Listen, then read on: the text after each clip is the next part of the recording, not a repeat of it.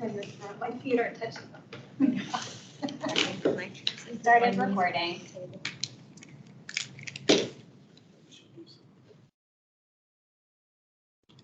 All right. Call to order the October 18th meeting of the HRLB 2023. Please call the roll. Sure. Mr. John Aiken. Here. Mr. Amari Davis. Here. Robert Dedka is excused. Andrew Fackler. Here. Alex Foster. Carmela Ham. Ray Hanley. Here. Gerald Laporte. Here. Jim Lawrence. Here. Rebecca Meyer. Here. Katie Myers. Here. Mark Turnbull. Andrew Winchell. Here. And Dick Woodruff. Here. We indeed have a quorum. Wow. In person, I might add. Wow. Thanks everybody for coming out. Before we get down with the business of today, I just want to let our newest member, Andrew Fackler, introduce himself and say a few words. Take it away, Andrew. Alrighty, my name is Andrew Fackler. I moved to Arlington coming up on 2 years ago now from the Chicago suburbs. I got my master's in urban planning from Iowa State University, graduating in April 2020, so right into the beginning of the pandemic. But I was lucky enough to get a position with my neighboring county at the time as a zoning coordinator. And I was also one of the staff liaisons to their historic preservation commission. So I sort of have a general idea of how this works, luckily. And then about a year later, I got a position as an architectural historian with the Department of State, which brought me here. And that's what I'm currently doing. But between my education and personal interests, I just wanted to get more involved in my newfound community, and I felt like this was a good way to do that. So here I am. Welcome. Great. Welcome. Thank you. Thanks, Andrew. That will go through the explanation of tonight's hearing. Welcome again to this meeting. So again, effective September 1st, 2022, new state legislation now requires certain county approved commissions from the HLRB to have in-person quorum for the business. HLRB hearings are provided in a hybrid environment, both in person and online. Members of the public may attend and participate either virtually or in person. Members of the board and members of the public joining us this evening, please listen to this again. Today's meeting is video streamed from the county's website via Microsoft Teams link. There's also a dial-in phone option for those who wish to use it. If board members, presenters, or speakers lose internet connectivity tonight's meeting, please reconnect by phone. Please keep your device muted and your video turned off if you're to recall on the speak. Public speakers not sponsoring items on the agenda must pre-register to speak at tonight's hearing. And for speakers in the room, there are slips available in the front of the room for you to take and do so. I'll call you to speak after presentation of the agenda item. The meeting chat is active for participants who need assistance only. It should not be used for discussion, public comment, questions about the agenda items, or requests for more information. All public comments must be shared verbally for the record during the assigned public testimony period. All voting will be done by call of the roll. Lastly, there's a public forum. Today's meeting will be recorded and posted to the county's website. All information associated with today's meeting, whether written or spoken, is subject to freedom of information requirements. And with that, we can review and approve the August and September minutes. I guess the first will be the August minutes. Is there any questions or comments about the minutes? So, hearing none, can I have a motion to approve? So moved. Second. Please call the roll. Okay, Mr. Aiken. Yes. Mr. Davis. Yes. Mr. Fackler. Abstain. Ms. Foster. Yes. Mr. Hanley. I can't remember if I was at that meeting. I think yes. I was not at the last one. No. Okay. Mr. Laporte. Yes. Ms. Lawrence. Yes. Ms. Meyer. Yes. Ms. Myers. Yes. Mr. Winchell. Yes. And Mr. Woodruff. Stay. That passes. Now we'll review and approve the September minutes. Are there any questions about September minutes? Any questions or comments about those minutes?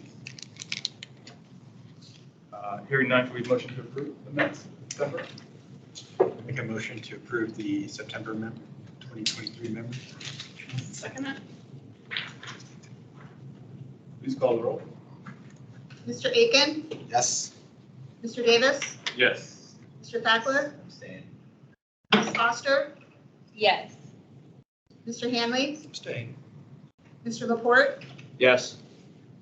Ms. Lawrence, Abstain.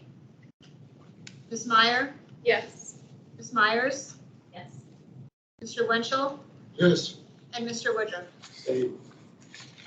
For the record, we are all caught up in minutes. Oh, wow. It's a village, but we got it done. I think I misheard the August one. I was out of town, so can I change that to abstain? Yes.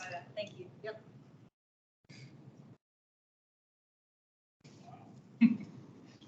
Now we're all caught up. Now we're all, now we're all. Yeah. Exactly.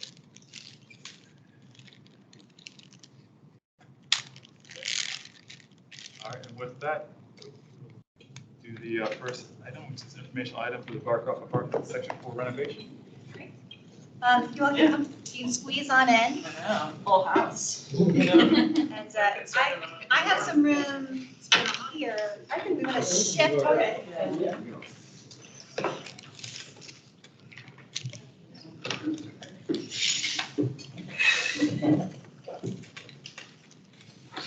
So we have the applicants here. I think everybody's familiar with most everybody, but I'm gonna just go ahead and jump into my staff report just to explain what's going on. So this is the Barcroft Apartments. Some of you may remember this is identified in the Columbia Pikes Neighborhood Area Plan, also known as the Form-Based Code. Barcroft is one of 3 multifamily residential areas identified as a conservation area in the Form-Based Code. The Gerald Lynch project team most recently worked with the county on a pilot renovation program focused on Section 3 in Barcroft Apartments, and the HLRB reviewed that project in July 2023 at their public hearing. And this phase that they're working on is occurring in Section 4 of the complex, specifically buildings 32, 33, and 34. And this new phase will involve the project team applying for affordable housing tax credit financing from Virginia Housing. And the project team presented to the HLRB at the September meeting. Majority of this discussion centered around 2 topics. The ramp guardrail options proposed at the rear of building 33, and if the HLRB recommended a modern design canopy with tiebacks to or to a traditional canopy design that was previously approved in Section 3. And we did not have them come to the design review committee because we felt that there was not really need to kind of go into that much detail. Also, because it's form-based code, we are not approving anything. We're not making a motion. This is part of us being a part of the review process. That information from this meeting will be captured in the use permit report that staff will be providing to the county board, who will then take that into consideration. If this ends up being more that how you want to inform the county board, there's always being able to submit a letter, which usually is kind of the way that we go about it. Also, anytime this form-based code, you come 2 times. So this is the 2nd time that the project team is here. So I'm just going to go into my general recommendations for the things that have changed, or the things that we are hoping would be the main part of the discussion tonight with the HLRB. So different from the September submission is concerning access to the new ADA compliant units that are being proposed in building 33. The project team made adjustments by working with the existing grade and pathways to reduce the walkway slopes, and this basically eliminated the need for the guardrails and railings. We had a really good discussion about that in September. I think we came with some good ideas and wanted to see, since they had to come a 2nd time, let's get more discussion if we had more people attended. My gosh, you guys really came. But so the other thing is, again, just concerning the canopy designs. Staff, though, has kind of come up with our recommendation. Our recommendation, though there was a really good discussion in the September meeting about when you could work with the traditional design of the canopy versus a modern design, staff really feels that we prefer to stick with the traditional design that was approved during the Section 3 renovation project. we feel that because we're kind of getting these projects separately and not in a full comprehensive approach, that causes some challenges, and we don't want there to be, we just don't want it to look weird. We'd like it to kind of stay consistent, as well as have the applicant know exactly what's gonna be probably considered well by the HLRB whenever they come back here for review. So that's one of the reasons why we preferred the more traditional design. And that's really my very summarized staff report. So I will let you all take it away. Lauren, please go ahead and introduce yourself and everybody again, if you don't mind. Thank you. Yeah, we have a very brief presentation, and Greg, you can bring it up online. You all see me almost every month, but for the record, for the benefit of new members, I'm Lauren Riley with Walsh Colucci. We represent the applicant team, Jared Lynch, with regard to these park projects here. And then in the room with me tonight, we have Sarah Bonish with Traceries and David Hildy with Jared Lynch. They start seeing me every other Yes, month, right? I'm usually online, but one is coming in person. I know. So. And then online, we've got other folks on our team, folks from Posture Hairsign Architecture, as well as like engineering, and Greg Ward is here too with Jared Lynch. And Lauren gave you a little bit of background about our previous use permit history, where we are in the process now, but I'll just recap. You all recall the Section 3 renovation phase this past summer, which was approved in July. Coming back now to you with the second renovation phase, which is going to be in a part of Section 4 of Barcroft. We filed those applications a few months ago. We met with the DRC. We met with you all last month in September. This will be our second meeting, which will fulfill that form-based code requirement that we meet with HLRB twice to get your feedback on this project's compliance with those conservation area standards. And then after tonight, we anticipate heading to the form-based code advisory working group next month in November, and then public hearings before the Planning Commission and the County Board later this year in December. Next slide. And I'll kind of run through some of these overview slides for the benefit of those who were not able to attend last month's meeting. This here is just an image to kind of reorient you to where we are in the Barcroft apartment complex. The area outlined in red there are those three buildings Lauren mentioned, 33, 34, and 32, 33, and 34. To the right there, and then to the left, that area in gray, those were the 5 buildings that were subject to that first renovation phase project. Next slide. And then again, an aerial just to show you where these 3 buildings are in relation to the larger Barcroft apartment complex. We're kind of the end of what we call the tail there south of George Mason Drive. Next slide. And then just to recap the overall scope of the renovations for this phase, they're very similar to what you saw last summer with the phase 1 in section 3. I mean, generally we're cleaning the brick, we're replacing the roofs, we're replacing those exterior fixtures with in-kind fixtures, repairing other items where needed. And then you'll also see kind of where these numbers 3 and 4 are. Here, we're upgrading those older heating and air systems for the benefit of the residents of Barcroft. So we'll be taking out those old PTAC units and heating and boiler units and replacing them with more modern equipment. That will involve removing these penetrations at the front of the building and filling with brick to match existing. And here, unlike with section 3, we have some buildings that are painted. And so where the brick has been painted, the infill brick will also be painted to match the existing. Next slide. And then we've got another set of renovations that in site improvements that require modifications of those conservation area standards. Again, very similar to what you saw in section 3. So associated with the removal and introduction of new, more modern HVAC equipment, we require new penetrations only to the rear of the buildings for ventilation.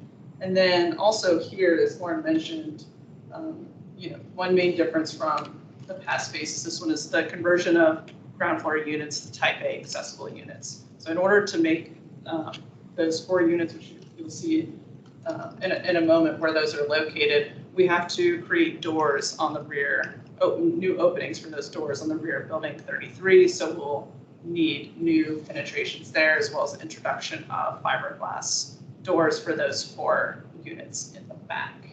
And then again, as you saw with the first phase, we'll be replacing those basement windows with vinyl to match existing. And then there's another tranche of modifications that we need to comply with VHDA housing, which is the canopies on all residential entrances and the vinyl or cladding of exterior wood trim. For those 2 items, we will be requesting a waiver from Virginia Housing. Although we recently submitted our waiver request and application for that phase 1, we've yet to hear back from Virginia Housing about how receptive they were to that waiver request. So for now, we're keeping those items in this phase 2 use permit scope as well. Next slide.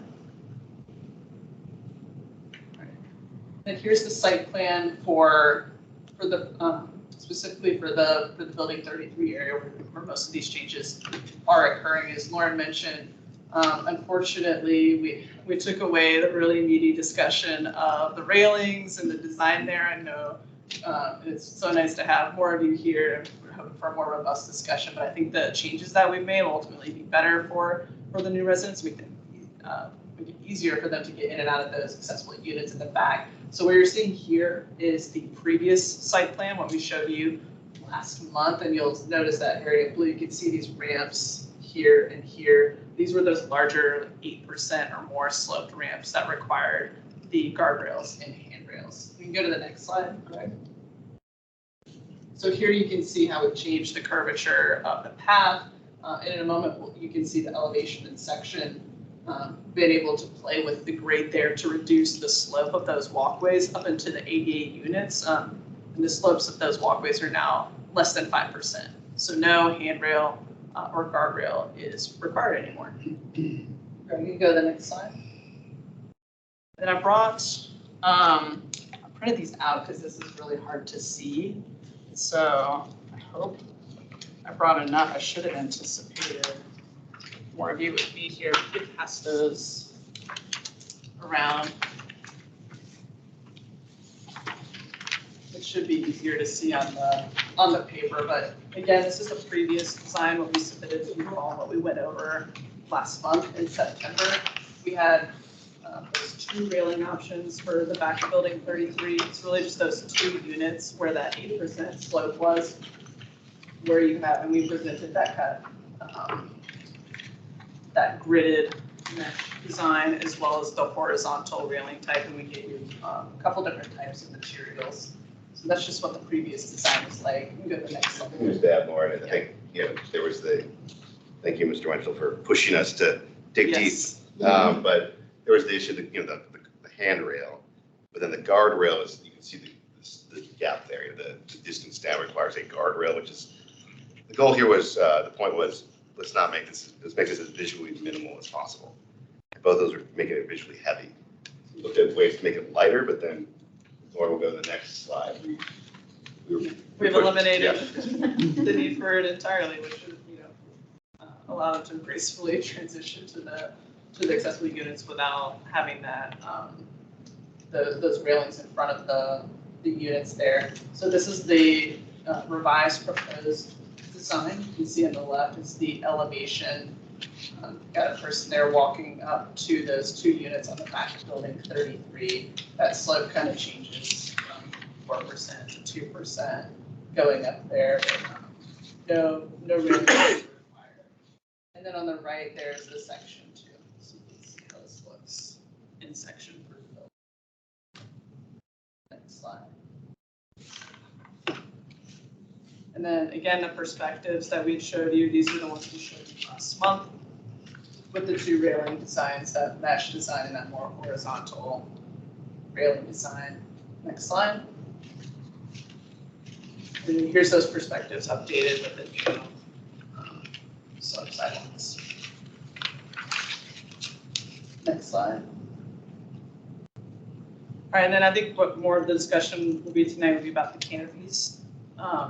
Here's an image, you've seen this many times, but it kind of shows you the two options, 1 and 2. The option on the left here, this is the more modern option 1. And then this option on the right here, the sloped canopy was the more traditional option 2, which I'll remind you was the option that you all preferred in that phase 1 renovation project. Next slide.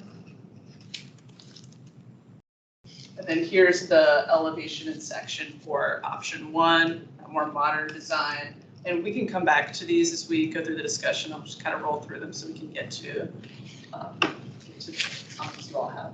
Next slide. This is the more traditional option 2. The applicant team agreed with historic preservation staff. This is the preferred option here. This is in phase 1 of Barcroft. The first phase to be constructed. These entrance types are more ornate and traditional. We think this option 2 design better fits in with this area. Next slide. And then this is an exhibit Sarah and her team put together, which I think is a good reference for the different types of entrances throughout Barcroft, both phase 1 and phase 2. So we can certainly come back to this if you'd like to see more, but I'll note for now, the 2 types of entrances we're seeing in this section, section 4, E and F, they're outlined in blue. You can see those are a little more ornate designs, and some of those you might see in the bottom as you get into phase 2 section of Barcroft. And interestingly, you can see the other types of canopies that do exist, I think, all in phase 2, which are there in type J, so now you can see what those actually look like. But we believe the option 2 canopy fits the best with the existing entrance types here in section 4. Next slide. And this was just a summary again of our application types. That form-based code use permit we submitted a couple months ago. We've got requests again for modification of those conservation area standards that we talked about for the rear penetrations, for the HVAC and heating units, as well as for the new doors with fiberglass windows, and for the basement window replacements, or replace metal with vinyl to match existing. Then that second set of modifications to conservation area standards for the cladding wood trim and for the canopies, which will be requesting a waiver for both of those. So I know I talked fast, tried to get through all of that, but I want to get to the discussion and we can flip back and forth if you guys would like to see anything else. Thanks. All right, thank you. So the matters before the board. In particular, sort of, what are anybody's feelings on the canopy type, the more modern traditional? We had discussed sort of both at the last meetings. Kind of want to get the board's opinion. I don't mind either, but if the preference is for the more traditional, I support that. Can you go back to the first slide where they're both categories? Yeah, Greg, can you go back? Yeah, back. Is there a height requirement for how high they need to be from level? Yeah, there is a clearance requirement. Have Rodot or Antoine from Bonstro, are you online?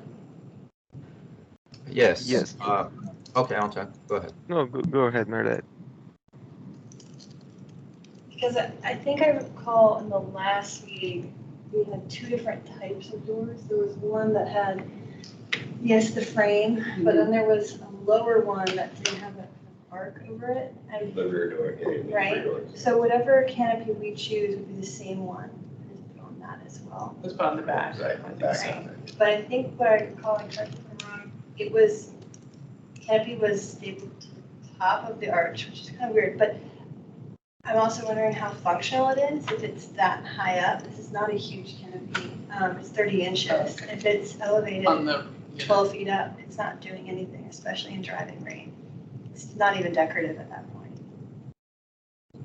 Yeah, I think the reason we went to that height is because of the ornate surrounds. Right. Right, so No, that I was- understand. Right. But no, here you got, yeah, that there's the function and the, we create the big canopy to get more, try to limit it to enhance the. Right, and I think that on this one here where it is kind of squared off, we could definitely go with the traditional one, but if the traditional one gets in the way of expressing that arch one that you guys were showing earlier, I'm not sure if it helps. In this one, I was hoping to see it's called modern, but to me, in a way, it does feel kind of like an extension of that plinth that is there, but here it's set on top of it. I'm not sure either of them would work with the other door type that you have, but if it's about consistency, then the one we've already approved makes sense. Do you have a photo of the real one? A photo, let's see. Greg, could you go to the existing photos in the backup slides? Maybe that's, you might have to reshare. Yeah, sorry.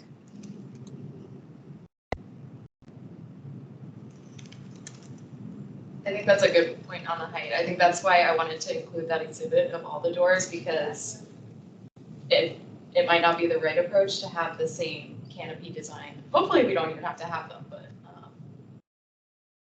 you saw the door surrounds differ quite a bit, so. I don't think we have a photo. No, that was all the photos we had in these buildings. Yeah, sorry. So just to clarify, that dozen and 15, whatever, all those doors are used through the whole complex. It differs by section, so I'm sorry that Greg's doing this, but to go back to it, but so there's usually 2 types per section, and it kind of alternates between units. It can be very hard to find a canopy that fits on all of those All door of them. types. So some have like a pediment, others are arched, some have really decorative. They're all very different. Yeah. And that's why we agree with staff's case-by-case analysis. We think that's more appropriate because we aren't, we're not coming forward under kind of one big omnibus renovation project. We're kind of going piecemeal throughout these as we apply for the Virginia Housing tax credits for these units. So we do think a case-by-case approach is better suited here. Agreed. So just so I can understand, whatever canopy we choose today, or not choose, but recommend today, would be the canopy that would be applied to all of the doors. And this looks like it's the existing front doors, but does that mean that this canopy would also be applied to the existing back door? So to clarify, it's doors, it's residential entrance doors, right, David, where the canopy requirement is. So it'd be all front entrances to the buildings, as well as what, however many back, do we know how many back entrances there are on I this? don't know, Greg, if you're able to pull it, because I think that was on the last week. I think last month we had. So had that on there. while I'm okay with either of them, I think it's kind of hard to evaluate what would be best for all of the doors. It's the different condition, like you said, it's conditional. Considering we can't see that. Oh, well, I think so in this section, there are only, what, Sarah? Those 2 There's types. Those are only those 2 two types. Doors, yeah. And then in the Including back, the round one.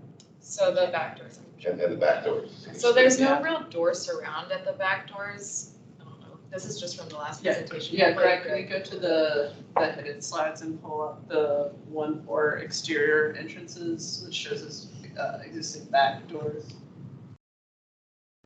It does have like a segmental arch header, Right, but it doesn't have like the decorative surround right. that you see on the back. But you're right, we did discuss with the positioning of that, right? Just how Yeah. high up it's mounted, because Right. at that point, it's. I don't think that would be at 12 feet though. Yeah, because this is. I'm exaggerating, Yeah. it's not. I know. Okay, let's pull it up. Sorry, Lauren, Go down- there, Go down a few. Jump around, sorry. 25. Well, those doors are the ADA entries? Or am I getting that mixed up? So these are images of existing rear door entries right now in 30 and 32. So here we would have to put a canopy up here. And this is also meant to show you what we would be doing with those new ADA entry doors. We wouldn't have these windows off to the side, but we would replicate this design for the new ADA entrances on building 33. So the canopy would go above the arch. I believe so. Murdad or Antoine? I think the slope Yes, would. that's correct. And if you go into our latest perspective line drawing, you'll see that as well, or in the elevations. We implemented those canopies with So I think maybe we print it out for you. if you go to page Go up 11, more. I believe. Go to 11. Which should be the last page of it. Right, so you can see that the canopies, Yeah, it should be the last page of the packet that you have. So Lauren and David, can you just clarify, so you're also going to apply for the waiver for this section as well? Correct, So correct. these might be exempt. It might all be a moot point in the end, Okay, but. Just wanted to remind everybody Yeah. of that. Thank you, Cynthia. This all might be moot, but in the event, we're required to have them, we've got to go with one or the other. And it seems like option 2 is just a better fit here for this section. And then again, just only on residential entrances at the front, and then just a few at the back. I have a question, and I apologize if you answered this last month, I was unable to attend. What is the material of the preferred option? Is it standing seam metal? Murdad, Antoine, you want to take that? yes, that's correct. That would be yes, it is. standing seam. Did you guys say yes, standing seam metal? Correct.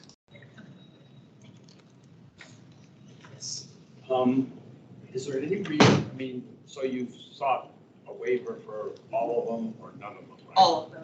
Like the ADA accessible ones, I think the canopies that you propose for those, I don't even know why you're seeking a waiver, because it seems to me they're functional and they look fine, okay?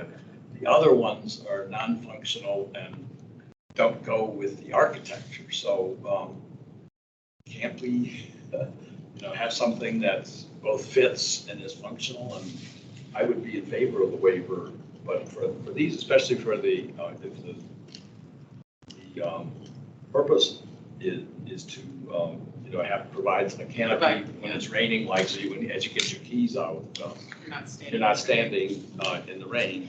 And I think you need, one question I have, would there be a gutter on the front of these so that you wouldn't have water dripping down on the front? If a small gutter. Antoine, Murdad, I don't think we're adding gutters with. No, we right? didn't. No, there's no gutter in front of it, yes. Okay, so you would have some dripping effect. That's correct.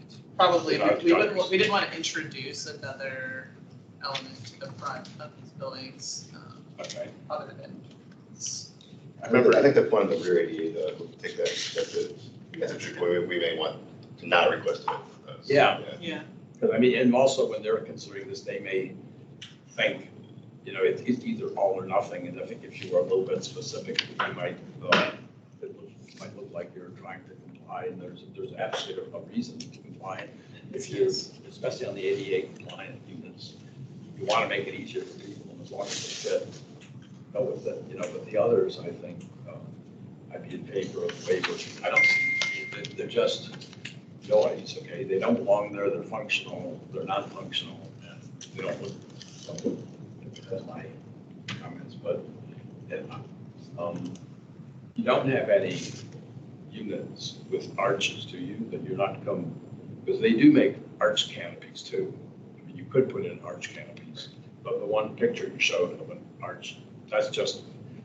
Those are the Show- back entrances. of this building. There are 30, some back yeah. entrances. How many do we, we're down at, Antoine, do you know how many we have of those existing rear entrances? Might have been on that slide 25.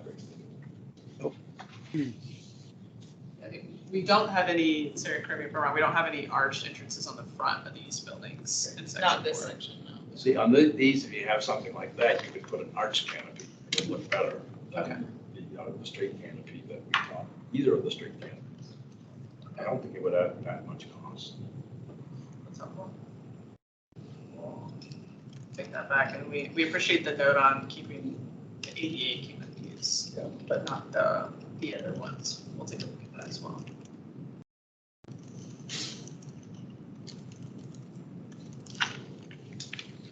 Any other thoughts or comments? I have a question. What's the rationale for the fiberglass doors? That is a VHDA requirement, so all new doors and replacement doors must be insulated fiberglass or aluminum. They only allow solid wood doors when you have an interior entrance, and it's a weatherproofing item that they do require. We think is warranted here. I'll note too that it's another way to also differentiate new from old in this instance as well, since we're creating those new openings and adding new doors. And then it's on the rear entrance, so we think it's appropriate here. Thank you. Anything else? Let's look at, hopefully you have what you need to move forward. And thanks again for your time here. Yes. We'll see you guys again. See you again. Yeah, we'll see. We'll see you at the next one. Yeah. Yeah, thank you all for. Are you doing all the phases, all the buildings over time? What are you doing? Yeah, right? Over time, and I'm sure TBD. we'll be back We'll be talking back. to you about the overall plan, because, those call it 2/3 is going to be preserved, 2/3 will be redeveloped. We're having those discussions too, so We're that's, still working with Yeah. staff and Yeah. and we'll come out with the public eventually with the proposed redevelopment portion and conservation portion of Barcroft, and then what's, proposing to stay the same versus change. So far, we've just come to you with areas that are not anticipated to be redeveloped that are anticipated to remain inside the conservation area.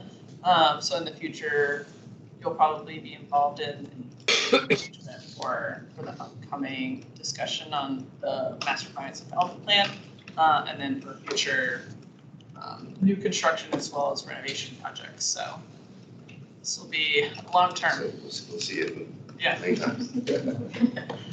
Thanks for your feedback. We appreciate it. Thank you. Thanks, yeah. Thank you. Appreciate the work. Gotta give credit where credit's due. You pushed us.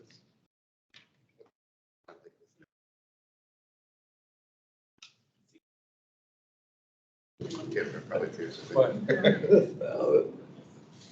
let's see.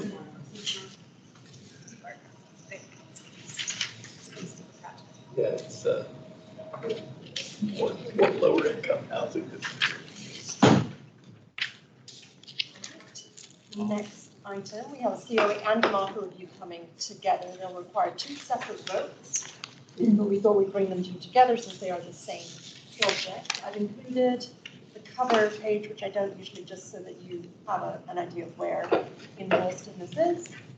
Then these are older photos from 2018 of the original burials in situ, some of our lovely headstones. This was submitted to us, the original locations with their GPS sightings. This is what it looks like today. Moving quickly through so you can see the images, but and then that's the marker that we will review later. But Lauren was about to give you a report on the replacement of the headstone. So again, the Robert Ball Senior Family Burial Ground is located in Ralston neighborhood, which is residential and commercial area. A little bit of, because there's some new members here, so I'm just going to give a very brief summary of this site plan project. So back in 2016, the Boston Asian Housing Corporation proposed to redevelop the church building that was on the site for construction of an 8-story residential building that would incorporate a new church, on-site childcare, a preschool at the first 2 floors, mixed income housing component with almost half committed as affordable housing, below grade parking for residents as well as the church.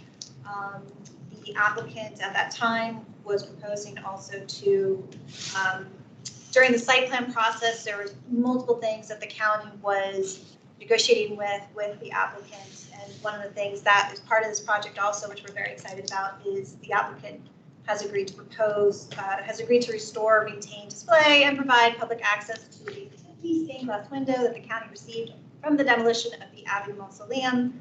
And this window restoration project is almost complete, so we'll be having some things happen with that in a couple months.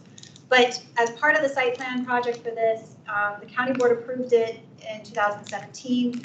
And there was a lot of back and forth of what was going to happen with this burial ground. And in all of that discussion and back and forth, eventually part of that site plan project also involved this burial ground becoming a local historic district. So the project team came to us in August of 2021, presented their plans to the HLRB because before the construction could start, we needed them to remove the gravestones from the burial ground, as well as an existing marker, and that was all approved in a certificate of appropriateness for both those actions. So the proposal now is the current applicant, which is APA, which is the Arlington Partnership for Affordable Housing, along with their partners, wants to now have the permission to be able to reinstall those gravestones. We felt that the last COA did not address that, so we wanted them to come back and just bring that to the HLRB.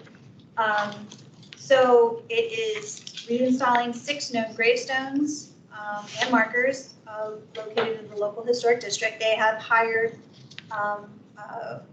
Worcester Eisenbrandt Incorporated, WEI, which is a historic building restoration contractor. They are the ones that removed it. They have been the ones that have been storing the markers, and now they will be the ones who will be putting it back.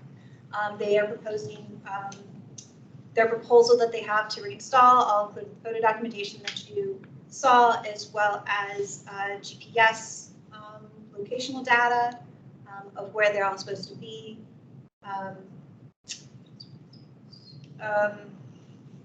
Basically, they're not going to use heavy equipment to take them out of their boxes and put them back. And they're going to have about 2 or 3 people doing that heavy work. I was there to watch them take them away, so it's going to be interesting to have them put it back. They didn't have to go to the DRC for this. And basically, staff, our recommendation is to approve this application. WEI is very, very experienced in doing this. They were really great with answering our questions when we were out there 2 years ago. And they have all the documentation that they need to be able to put the gravestones back. The one thing that is different is that when they removed the stones, they also took a stone that was not in the burial ground. It was inside the church. Somehow, there's a lot of back and forth of exactly where these headstones originally were. We don't know. We can't confirm. So where they were when they were removed is where we want them to be put back. But the question now is, where do we put this stone that had eventually been removed, put into the church? Where do we put it? And our recommendation is because it's a marker, it's like a footstone, and it has the initials FED, so we're assuming it's for Francis E. Dyer, which does have its own headstone. So we're basically saying, let's make that the footstone. That's probably what it was. Now we, again, can't really confirm exactly where that should be. I gave it a ballpark of 3 to 5 feet. Don't know how tall the person might have been, but figured that might be the best way to put it. And so that's really kind of our recommendation. And now it's to you all to kind of figure out what you think is okay. Can I ask a semi-relevant question? Sure. Are there bodies there? That's a good question. I was going to ask the same thing.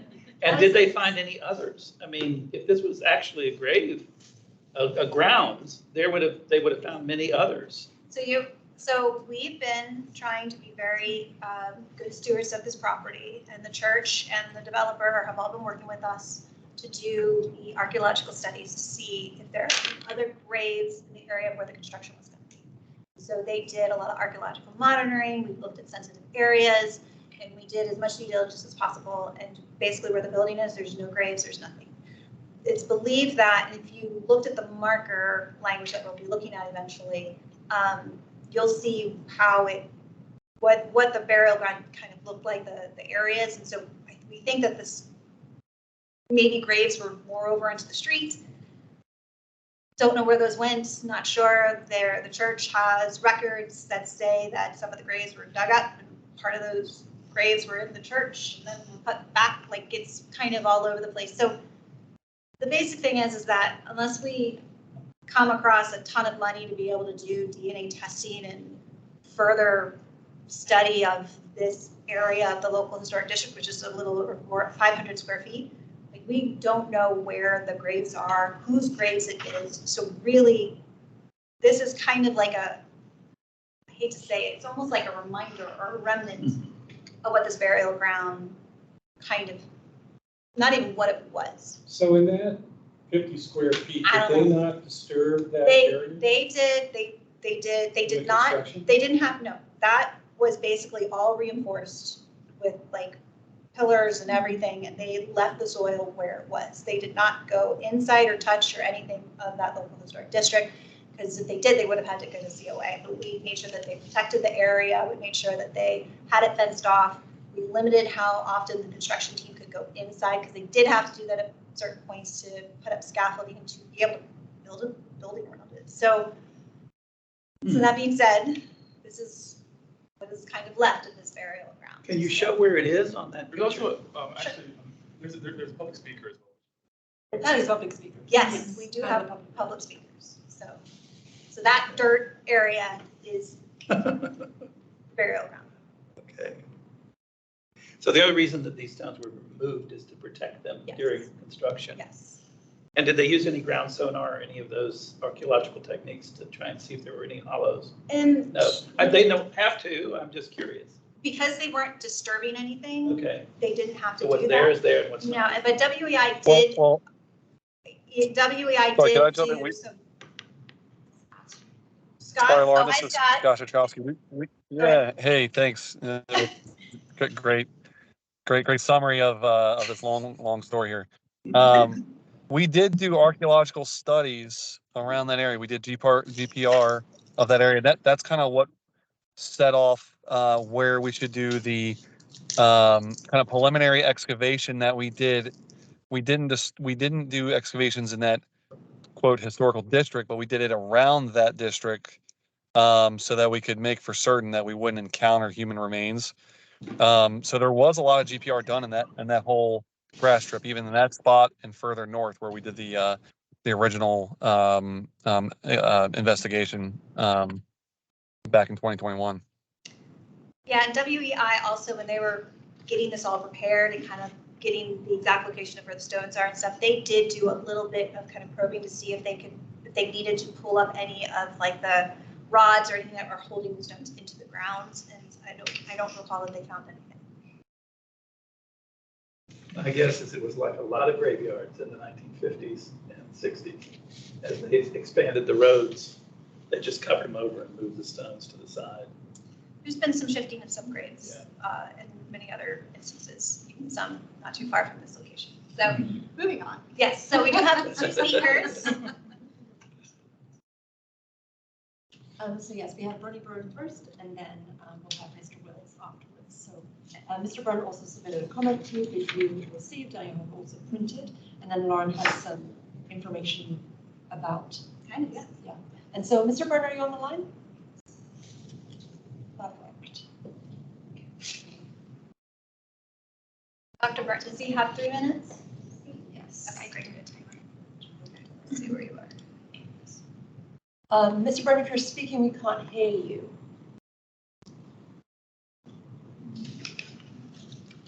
We still can't hear you. We see you, you're muted. You have to unmute. He's not muted. Oh, you're not muted. No. You're not muted on our end. Maybe take your headphones off and unplug it. There we Dr. Byrne? Still there.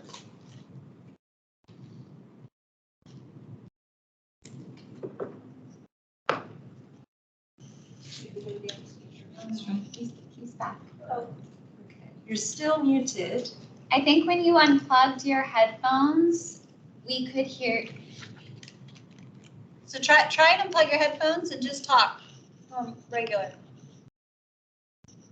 No. No. Do you want to leave the meeting and come back? That might help. Or you can call in, and you don't need to use your video. You can call in by the phone line, and we can take your testimony like that. Sorry, Dr. Byrne, we can't hear you. Okay. In the meantime, while Mr. Byrne gets his sound, shall we invite Mr. Wills to speak? Yes. Fabulous. Mr. Wills. I just talk. You can just come on over and take a seat. Take a seat. Yes. Good luck. Thank you. I'll try to make this brief. I'm here today because I wanted to bring to the attention of this body a special GLUP amendment application that was filed with the county at the end of June regarding the Clarendon Presbyterian Church. The application, if you're not aware of it yet, should be coming up for Tier 1 review probably before the end of the year, although a date has not yet been set. This application is for a large residential structure, 6 stories or more, 92 plus units, 1 to 2 bedrooms, where the church currently sits. Naturally, this structure, this project, should it go through, would require that the existing church be raised completely and before the structure can go up. As most people in this room are probably aware, the Lion Village community is on the National Register of Historic Places.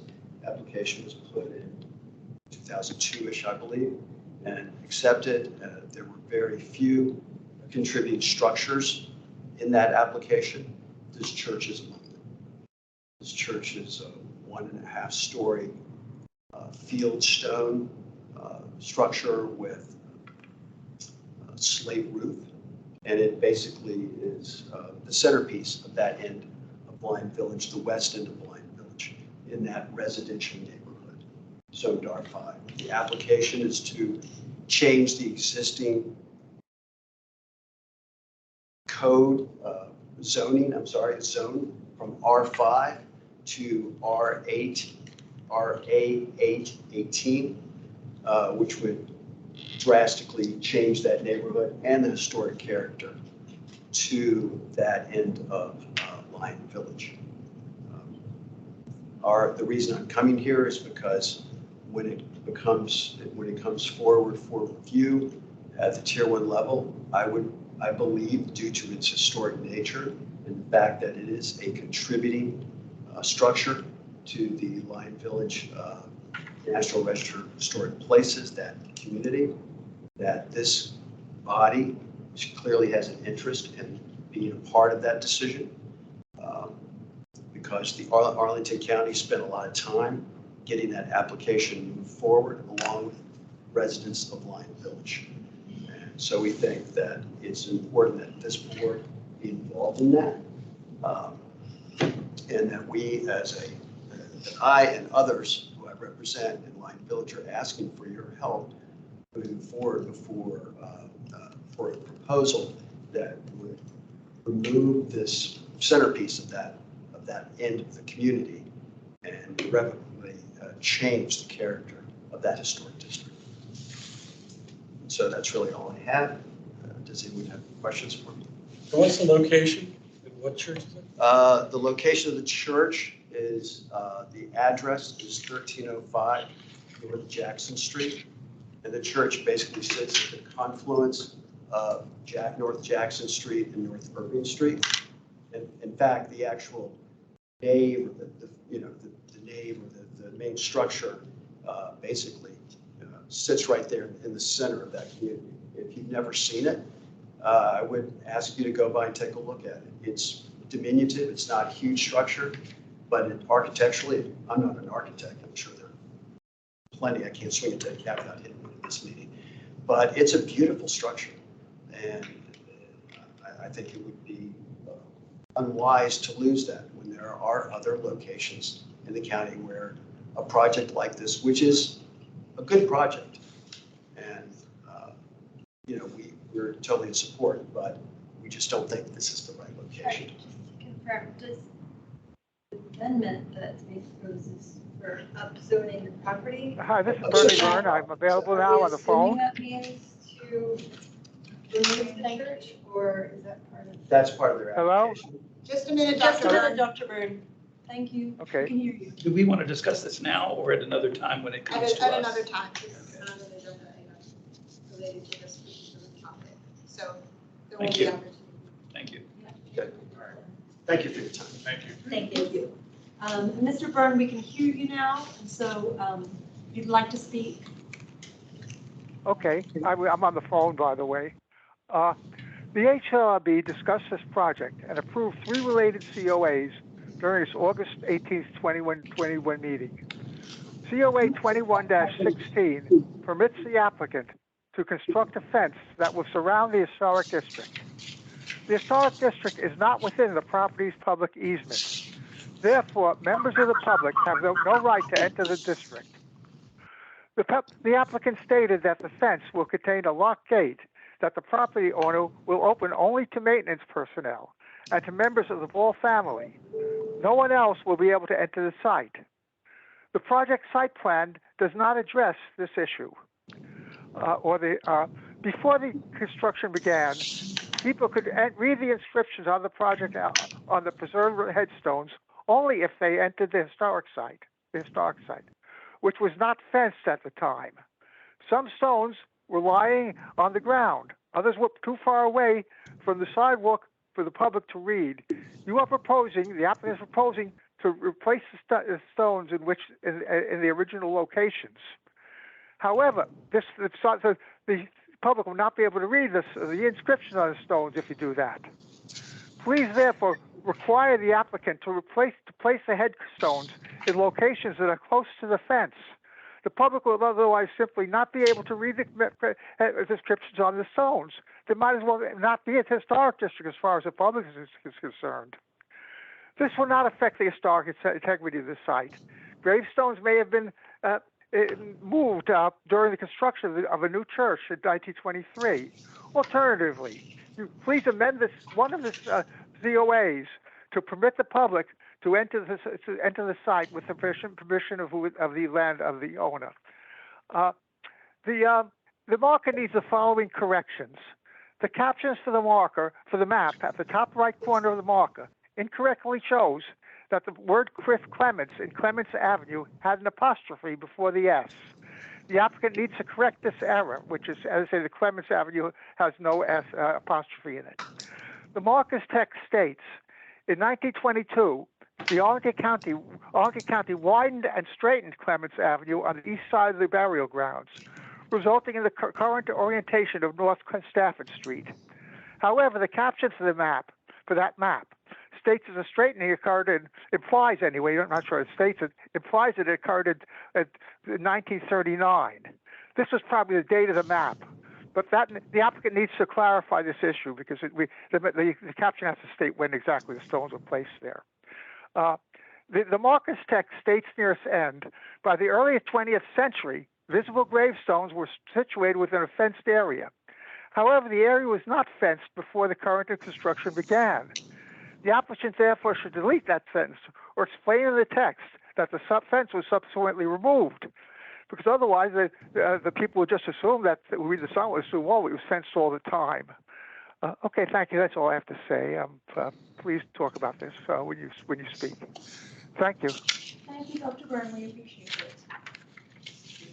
Okay, so we jumped around a little bit, but I did want to respond to Dr. Byrne concerning access. So the local historic district is going to have a fence around it. This body has approved that. They already have a COA, and there was concern that Dr. Byrne had about the public being able to have access. And he wanted confirmation about that. And I ended up contacting the county attorney's office and our real estate division, who currently right now is working on the easements, the public access easements that would be needed for this project, concerning people being able to see that Tiffany window, which would be in the church, making sure that the public can come during certain times at least to see that window, as well as being able to have access to the burial ground. And Dr. Byrne, I was able to confirm that pretty much anybody in the county, depending on their role, can have access to the burial ground. And there is a stipulation in the board report that was approved in 2017 that says it has to be every day of the week, 24 hours. Now, there is a question about, because you had asked questions about, do people need to have permission then? Like, do they have to ask to have access? Like, let's say from property management. And that's gonna have to be something that we will work out with the developer. My thought is that they might not even be allowed to have a lock on the burial ground, especially if you Hey, Lauren. have to give access 24 hours. Yes? Hey, sorry, can I just jump in? Because that public easement was specific for the Tiffany window in the narthex area on the interior side of that area. To my knowledge, there's no public easement specifically for anybody to enter that burial ground. When we were originally looking at designing that, we were trying our best to create a ramp that would allow people to get access, but ultimately, because of the square footage, because of the ramp, because of the constricted basically frontage of that area, we wouldn't be able to provide ADA access. We wouldn't be ADA compliant. So that's where we came with the lock gate, specifically for maintenance purposes only. Well, these are going to be the discussions we'll be having with real estate in the county attorney's office because we're reading it differently in the board report language. So specifically, condition 56, item C, as well as item E. So those will be things that we'll be working out. But Dr. Byrne, your comments, I will make sure that I take that up with the county attorney's office and the real estate division, because technically the HLRB does not have any authority to make a property owner give access to the local historic district. There's no thing that the HLRB can do with that specific request. Also, your comments about the marker, because I know we're going to talk about that. These are all things that we will give to the developer and have them take a look at, because I think that those things that you suggested are something that they should look into. Thank you. For the board. I have a couple of comments. Number one, I don't agree with, I hate to say it, I don't agree with Dr. Byrne's comments about putting the markers close to the sidewalk so that people could read them. I think it's much better, the staff's proposal, to put them where they were before, even if we don't know for sure. But I do think that on public access, I know we had the discussions about putting the fence around, and there's maintenance and there's a problem with potentially homeless people sleeping there and all that. So I know the developer needs to have some control, and the fence was decided on. But to the applicant's comment that, well, since we can't provide ADA access, we can't allow people in there. That seems to be like the tail wagging the dog. I just don't think I agree with you that you should have further discussions. And I'm not sure how you provide, even if we don't have, I think it's better if the rest of the world doesn't have it, even if ADA access isn't able to be provided. And I hope we work out something that that's not an excuse for not allowing the public to go through that gate and look around if they want to. And also your comment about this is private property, so we can't require a private property owner to provide public access. But this was a site plan, okay? So I'm not sure where we are in the site plan and whether there are amendments are possible, but this is kind of quasi-public because it's a historic district and it's part of the site plan, and maybe we should have made that a condition of the site plan. But certainly when we were discussing this went on for several years. Some of us around the table remember all too well how we, really the original proposal was that they were going to, the church was granted that land by the Ball family on the condition that they maintained the graveyard. And that was in the condition in the original deed. And then once they decided they were going to move the graves out and kind of ignore them. And so it was really the HLRB and members of the historic preservation community in Arlington that said, look at the original deed. You have an obligation to the public to maintain this in some way. So this is what we, after many, many months of negotiation, this is where we came out. So I do think there's kind of a public aspect to this that, at the time the Ball family members were buried there, this wasn't an urban village. So they did, anyway, that's all I want to say. Can you read what the board report said? about that? So, I saw it. yeah, so concerning, so whenever there's a board report, there's basically all these conditions that the developer said that they will do in order to basically get certain permits and get through certain parts of the project. So that's what we're working through right now. And for the public use and access easements, it says that the public use and access easement areas shall be open to the public 24 hours a day, 7 days a week. So that's pretty clear. It doesn't say anything about how they provide access, but it is what it is. But there's also specifically condition 56E talks about the public use and access easement for the historic district. And again, it says the developer agrees to grant a perpetual permanent public use and public access easement to the county board over, across, under, and through a portion of the parcel of the real property known as yada yada for public use and access as described in this condition, which is the Ball Public Access Easement. The Ball Public Access Easement shall permit the county board, its employees, designees, contractors, and agents, public at large, for the purpose of providing public use, including but not limited to pedestrian passage through and public use of. And that specifically identifies the square footage of the burial ground, as well as more detail about the access easement, what it shall have. And it basically says shall have full and free use of the Ball Public Access Easement for the purpose of viewing burial ground from the exterior of the historic district, while still providing protection. And it keeps going on to detail and detail. The exterior, so it doesn't have to be open. No, but we're giving the public access easement into it, and they can go in it, through it, around it, on top of it, below it, whatever. So these are the details that are going to be specified when they are writing and drafting, meaning our real estate division, for having the easements. And if they don't agree to it, then they don't get their CO. Can I just ask one peripheral question? Yes. Are there any balls left? Yes. And have they been consulted on this? They have, yes. Have I recently? No. But we did let them know when we were doing some of the archaeological monitoring, when they were getting everything protected, we let them know what was going on. So I have not notified them recently of the fact that they will be coming back. But it sounds like I should do that. There have not been recent conversations, but there were family descendants who were involved during the site plan approval process back in 2017, that was. Yes. So no, there are many different branches of the Bulls. This is one branch, like the Bull family burial ground is a different branch. And also, I think earliest graves were not purchase of land, they were purchase of a right to be interred. Whereas there are some graves and cemeteries since they're a right to land, you own that plot of land. I think they bought a right to be interred. They no longer own this property. Right. No, they deeded it to the church. In the 20s, right? Do they own the Paul family cemetery property? Not the same. Different branch. Right, who owns that? That's a good question. That's a good question.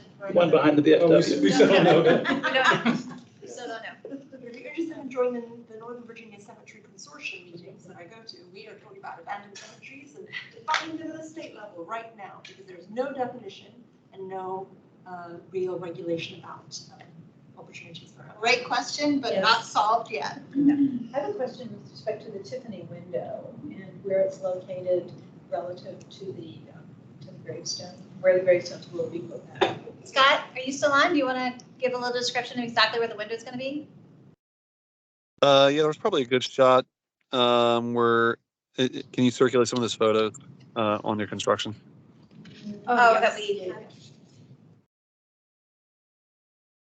Stuff right there, right there. Basically, yeah, right in the middle bay of that storefront. If you zoom in, there's like a smaller, shorter mullion in the middle, just above that, essentially.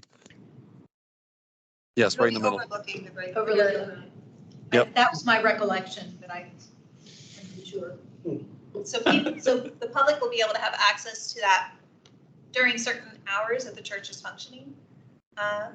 So it's not all the time, but I think, Scott, refresh my memory, it's been a couple of years. So people will be able to see it from the outside as well as go inside. Yeah, the inside is definitely part of that access agreement. I think, like you said, it doesn't have to be church related, like functions, but I thought it was general, like standard hours during the day, like 9 to 5 or something, but don't quote me on that. And there's also other stained glass windows that are not Tiffany, but are That's from right. from the church, from the Central United Methodist Church, that from the original building is going to be incorporated into the new space where the congregation will be able to go and worship. You can also see other ones in MoCA, the Museum of Contemporary Art. They have some of them, and the Westover Library. That is the other Tiffany windows that were in we're jumping around, the mausoleum. Arlington Mausoleum? Abbey Mausoleum. Darn it, Abbey Mausoleum. That has its own Wikipedia page if you want to take a look at it. It's an interesting building that got taken down, and so We were able to take what, 12, there was, I don't even know how many windows now. about a dozen. I can still remember the smell of the formaldehyde. The window that's going into, we feel that this is, we call it the Jesus window. It is of Jesus, and so it's been completely restored by a stained glass conservator who's out in Dunkirk, Maryland. He is waiting basically for the frames to be created out of Pittsburgh for it could then to eventually be installed in the next couple months. So I guess we had a lot of conversation, different angles. So again, the thing that would be helpful is input on that particular stone that needs to find a home somewhere in this local historic district. So if everybody feels comfortable with that location that I kind of proposed. That Okay. makes sense. So then we need a motion for that COA to put the stones back in. Railroad. The stone's back in, okay. Yes. All right, cool. I'll give it a try. How do you spell Abbey? ABBEY. So, all right. So I move that HLR be approved COA 21-17A, request to replace historic headstones. Okay, cool. Second. Please call the roll. Okay. Does it have to specifically mention that odd stone? Well, I mean, it's all. Did you say all stones? No. It's Oh. the historic headstones. All historic headstones? All historic. It's not a headstone, technically speaking. All the existing gravestones? Yeah, all existing gravestones. Markers. Do we need to specify as well as is an agreement of staff's recommendation of where? Where to place the, yeah. Yeah. Per the staff's recommendation. Yep. Per staff's recommendation, period, maybe, because that'll be both, that should cover both the footstone as well as the other headstones. Did you catch something? Yeah, you want me to read it again? Yeah. Okay. I move that the HALRB approve COA 21-17A, request to replace all historic gravestones per staff's recommendation. You still want a second? Sure. Okay, Mr. Aiken, Yes. Mr. Davis, Yes. Mr. Fackler, Yes. Ms. Foster, Yes. Mr. Hanley, Yes. Mr. Laporte, Yes. Ms. Lawrence, Yes. Ms. Meyer, Yes. Ms. Myers, Yes. Mr. Wenchel, Yes. Mr. Woodruff. Yes. Unanimous. So now it's the Now the marker. marker. That's the marker. And I did circulate more copies, so if anyone needs another. So what's the status of the historic marker that was distributed at that meeting for this burial ground? We're talking about that now. Oh, okay. Oh, yeah. Yeah, I picked up on Dr. Burns' comment with the apostrophe.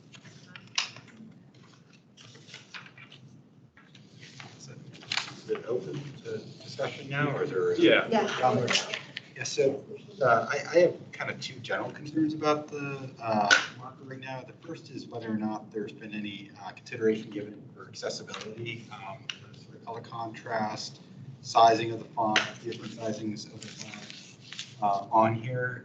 To me, make it very difficult to read. I'd encourage the applicant to go back and maybe give some more consideration to accessibility. Even using the blue and green contrast, by contrast, here, would make it very difficult to read.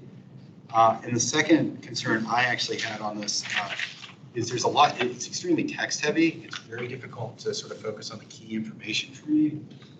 And I think it would be really nice to be able to have at least some of the text truncated or just even it broken up maybe a little bit by some of the images, if possible. Right now, it's very difficult to know exactly where to focus, and it just seems to be extremely text heavy. Just sort of make a few general observations. Yeah, I agree. And one thing I would say is I had to like reread it a couple times to get to the part where it said like graves had been centered and then during, so the graves had been centered. So it sounds like at one point they were moved, and then during construction, the gravestones may have been moved or even lost. And I think we were all wondering where were the graves. So I would just be more clear that we don't know. We don't know where the graves are. Somehow I can't wordsmith it right now, but I think it should be more clear that it might not be where the graves are that they're looking at.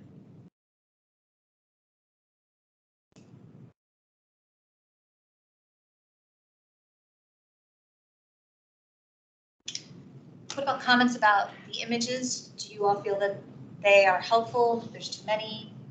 It's not enough? I'm going to try not to over participate here, but I feel there's just way too many images here. There is a little bit of redundancy going on here. I think it would be good to maybe pick one of the plats and sort of expound upon it versus having, I think this is like 3 of the different plats and the marker maps. It's very difficult to know exactly what to focus on.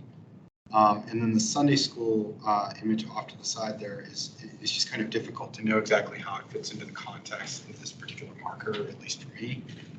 The gravestones. They're shown in the picture. Yeah, but it's off to the bottom right. The alignment for me, it's like, oh, okay, that's a picture, and then you have to like go and focus in on it. So if you could put it in some more prominence or find a different way to use it, I think could be particularly helpful. Yeah, I think. Maybe even a picture of the church, what it looked like before the church was demolished. That might be. Yeah, that's a good idea. That showed the stones, if you could. Yeah. Yeah, like the picture you showed us was helpful. Right. I think too, the left picture that just shows the subdividing of the lots is maybe not that necessary.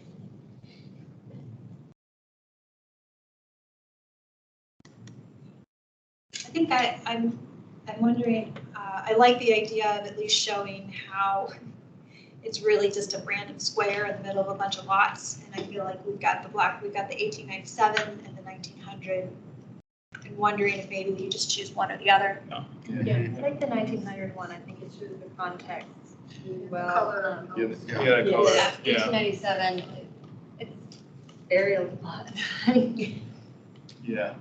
So I'm wondering if maybe we ask them to try and enlarge if possible. It's always hard with photographs how large they can make them, but maybe because I don't know. I'm a sucker for old photos, but maybe have that be enlarged a bit. Stick with the 1900 version of the map, and then maybe ask for a photo of the church before it was torn down that also shows what the markers looked like at the time. For the 1900 one, maybe instead of enlarging it or making it smaller, it might be nice to show a little bit more context. Just place it. I know they'll know where they are because the marker's placed, but just to see what else is happening in that area at that time might be interesting. One idea I had sort of as the information, I don't know if it's possible or not, but this progression seems to be important in the way that they presented it, but maybe a timeline somewhere. I might be able to at least, get some of the text off. I just don't know how to do that. That might be good for talking about the growth of Boston. Yeah. More of the timeline. I mean, because I felt like the overall idea was that there's progression through this, and if we could condense it, I think it could be a very good marker. I mean, you could start with the 1865 survey. Skip 1897, go to 1900. I think it'd be really nice to show the 22 church. the one that was taken down. And then, you'd have when it was a farm, when it was platted out by the ball sale, the church that was built on that piece, or maybe the Sunday school, and the church in its modern picture before it was gone. And then you have a whole progression of what that lot was used for, up until the building that you're in front of now. I don't really understand the one up here. What is this? Well, I think it's showing the realignment of. But I don't think that's very important. Yeah, I agree. I mean, I think that's very confusing when you compare it to It makes more sense at full scale, Okay. which you don't You can't get. see the grave, you can't see the gravestones, they're the red. Oh, I Yeah, see. They actually show the gravestones. Right. So we think that, like, for example, we think that when the road was realigned like that, it's probably when graves were just. Right, so I just sort of see that as useful for the historians. Okay. But the public will say, Not for the general. what is a curved road? I don't get this, because it's not curved in the 1900 picture. But in 1939, somehow it got curved to avoid the graves, I assume. That would be my guess. But anyway, I think the progression is wonderful, from a farm to, to the family dividing it up and parceling it out, with part of it set aside for the church, and then the church goodbye. And then they're standing in front of the modern church. And then that gives you a little more room for text, so that it doesn't have to be quite so densely. I mean, very few people, other than those of us whose wives yell at them in the museums, will stand there and read this whole thing. It's just an awful lot. I think we looked at it as, let's provide more and reduce. Right. Or just do little summaries at the top, so that people can get the gist of it. And then those who want more can go deeper into it. I do think that it's important to have a list of people who I are agree. buried there. Yeah. That I agree. should stay. I agree. Are we all feeling comfortable also with the burial ground history? Like that seems like that's Yeah, I like that. pretty I think clear, that's but. very good. Okay, so it's good. I don't know. Sorry, I feel like John, it's okay. I feel like I'm being obnoxious tonight. But I don't know if you want to do like a call out box for the burial people or something to just, because it's almost like it's a separate thing. Right now, it's kind of like right in the middle of it. But if you did it as like a call out box, some different color or something like that, like it shows the importance to it. But right now, it's like I was reading to the left, and then I kind of got lost in the middle, and then I went to the right again. But like if you did it as a call out, it's like, oh, okay, this is additional piece of information that's coming. So burial ground history and burial ground during the growth of Boston are the same thing. I mean, it's just different periods. Well, if they're going to take more of like a timeline approach, then this part Yeah, is going to You could be actually, all redone. if you have the pictures in that row, you can put, the histories that's relevant to those pictures in You easier could put type. early history and later history or Yeah. something like that.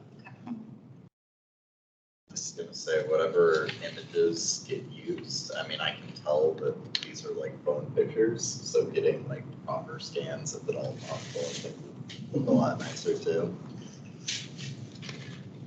That being said, this is an awful lot of research and information, so I do want to commend whoever did all of this. I mean, I've reread it at least 3 times. I also realized we did not ask for, we have some really good photographs of the time capsule that was found. Yeah. I don't know why we didn't. Is that a church include that that. it's buried in? But it's associated with the church history. So, but when they demolished the church, we had a hunch, it's fun to be right, but we had a hunch that the, Cornerstone. thank you, the cornerstone might be a time capsule, but we weren't, and it was. And so there was a Bible, there was like a hymn book, there was a letter from 1924, there was a token, there was a couple other things on it, and it's in the church's hands because they own it. But we have some photos of us breaking into the cornerstone and showing what the remnants were. So that might be an interesting kind of image to include. So it sounds like, I think we've given a lot of direction. And Scott, are you representative tonight for the project, for all aspects of it right now? 'Cause I know Ryan's not here. Ryan's not here, but we do have Heather Crowell who crafted the narrative Heather. that everybody's looking at. Hello. Heather, Um, we can, I will contact you and we can kind of go over the suggestions. So do you feel Yeah, like that's really good feedback. we can continue, so we'll have to keep working. But it sounds like this was some good suggestions, all mostly from John. It's all John. Suggestions. So I will get with you on some of Brilliant, these not just things. brilliant. Heather, you did great with the research.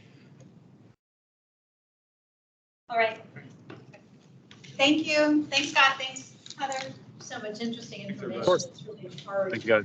Yeah. Always Yeah. hard. And I think that there's something also to kind of what we heard from our DTR colleagues with their markers, how they try and keep it down to like 250 words, which is about half of what we're seeing here. So I think you're right. Us nerds like to read more, but maybe not the general public. Well, you wanna read can all of it. arrange it in a way that you can have the general public read the beginning and then there's more. Okay, so, there are 3 like textual markers that you're reviewing, which came One in in the two bigger different scale. formats, one with the map in the back and one without. The No? reason for this picture, which is hellish, is the making instead of printing things these fans. I know, you think so. it already? Just see. So some of them are, I do have okay, great. So some of the ones that I gave you are like both sides are printed, some of them are only one-sided, but there, you should overall at least have 3 markers. Some of them came in different formats. Apologies if you don't. if you I'm don't. feeling deprived that I didn't get an origami copy. Well, you're welcome to. So if anyone needs more, I have them. Okay. Let me know. We have, An we have, extra. the investment building, the courthouse neighborhood, okay. The investment building over here, and courthouse neighborhood, and then the first federal savings and loan bank. So let me know if anyone needs the first investment.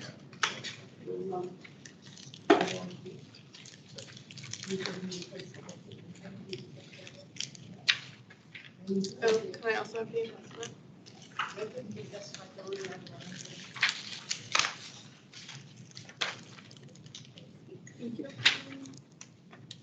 So,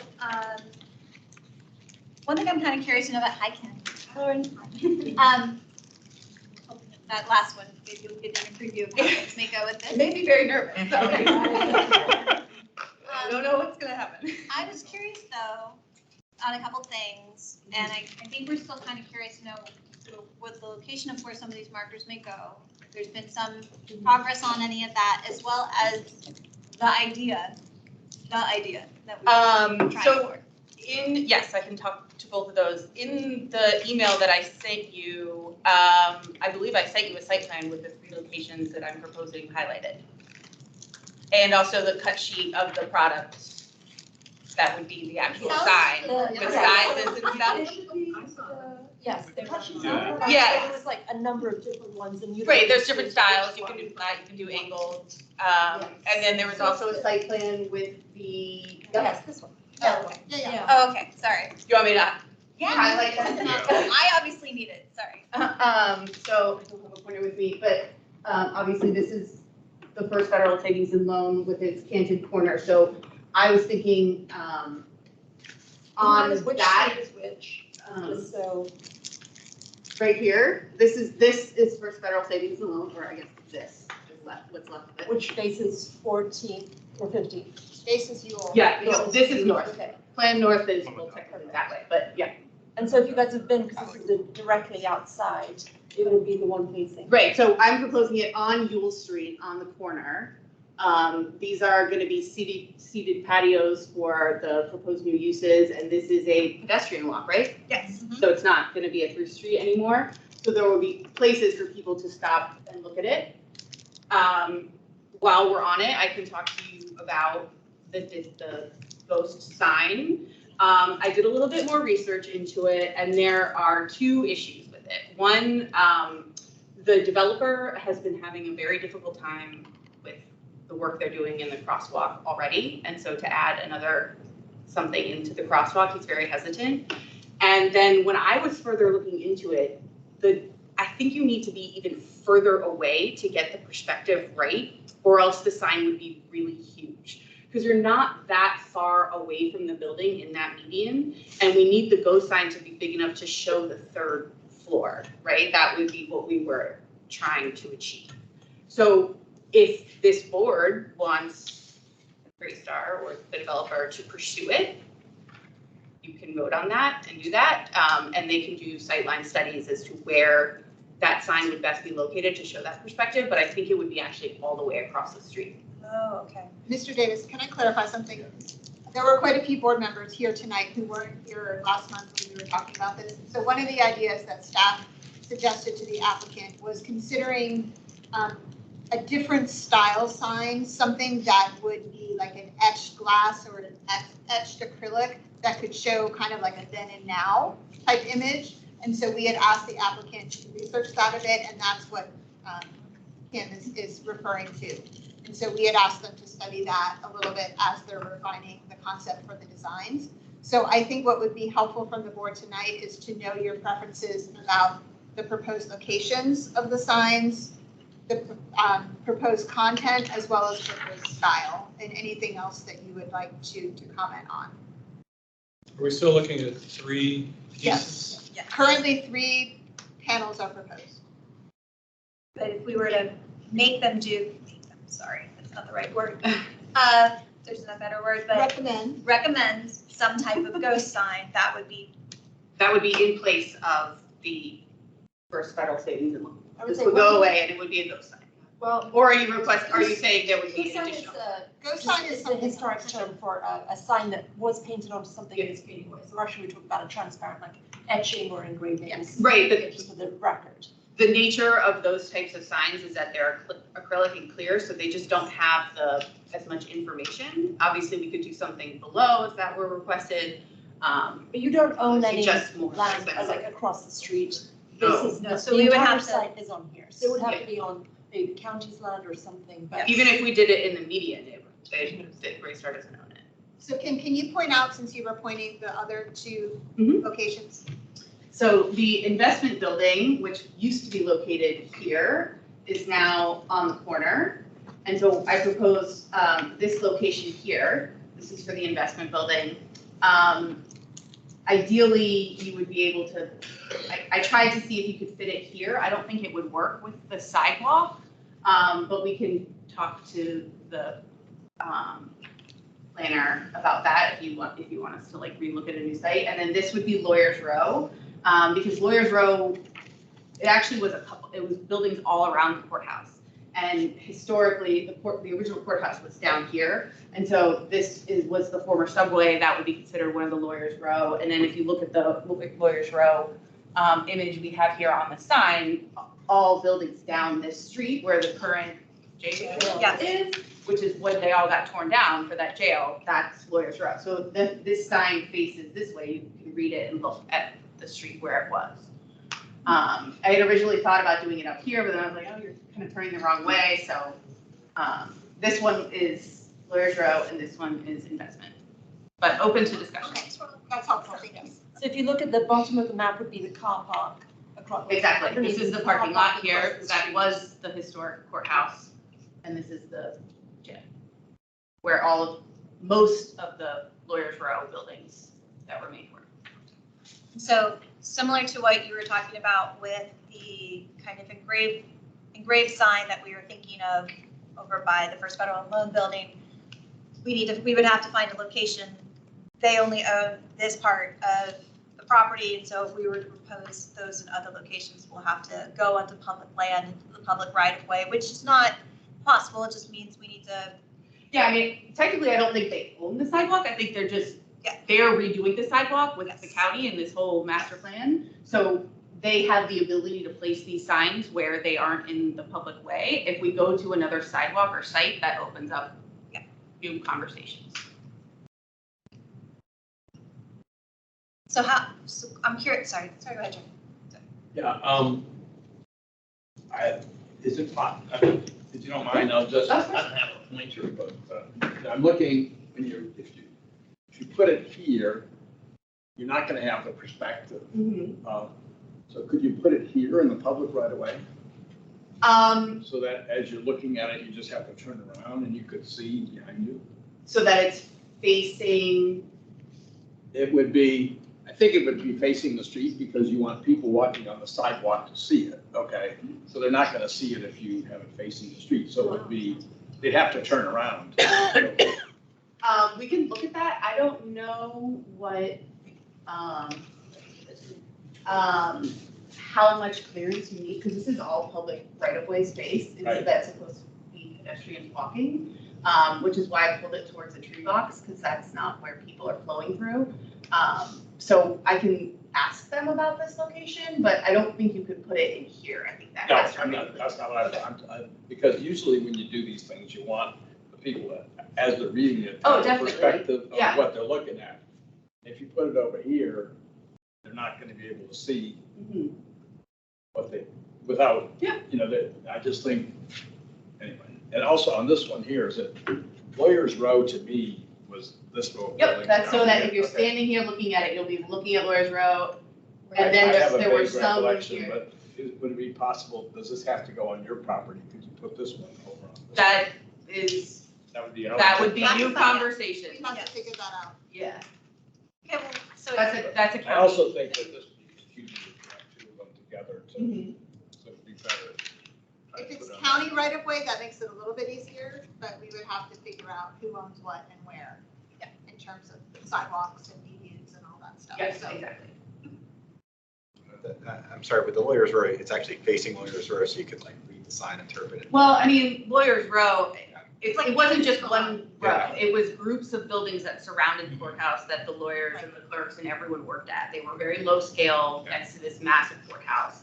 So, you know, I think it's over time become that this was the famous Lawyers Row, but like in the research that we've done, there were tons of buildings surrounding the courthouse that have since been gone. The last really remaining one that was that low scale homey feel was the subway that was demolished for this project.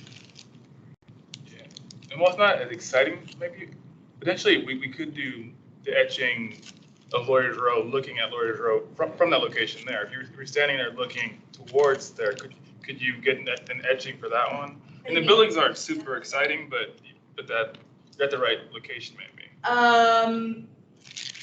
I mean, if that's the direction that wasn't part of the conversation last time, but yeah, I mean, we would have to really look at etchings. We would have to first okay a spot and then do sightline studies to see if it makes sense. Just so I can understand, are you saying that this lower one, looking at Lawyers Road that way? Yeah, that way. Perspective of the street? Yeah, of the buildings on Right. buildings where the courthouse and jail are now. You could look across, sort of catty corner across the street, sort of see all that if it was like, you know, done right. I mean, I don't know. And again, the buildings aren't super exciting, so maybe it's not the best use of time or money, but I thought I'd throw it out there because you could, yeah. Out of curiosity, so is the etching based off of an existing image that we already have, or it's an artist For interpretation? this? If it were to be an etching of any of the buildings, to do the look through. I think it would be an artist's interpretation of the Lawyers Row buildings, because there are gaps that this picture at 83, some of them are already missing. You can see it was kind of a solid block in the 1959 Sanborn map, but for the first federal savings and loan, we could certainly use a drawing or scaled or an image. Yeah. There's also the idea of maybe we don't do Lawyers Row, maybe we do the courthouse, which would be a bit more, I would think would be easier because it has more defined lines if we were just to focus on just the main historic one that has the tower, maybe it's that. But it sounds kind of like, Kim, you're pointing to us that if we requested for Greystar to look into it, we would need to evaluate where would be the right perspectives. And then are those locations possible? And then we would have to decide what those would be. Right, because the closer you get to the site, the bigger the sign is going to be. We don't So want a that. lot of- We don't want that. Yeah, a lot of ghost signs are in like old fields with like a half of a stone building, and so you're still 100 yards away before you get there, and you can see, oh, this is what you looked like before you walk up to the ruin.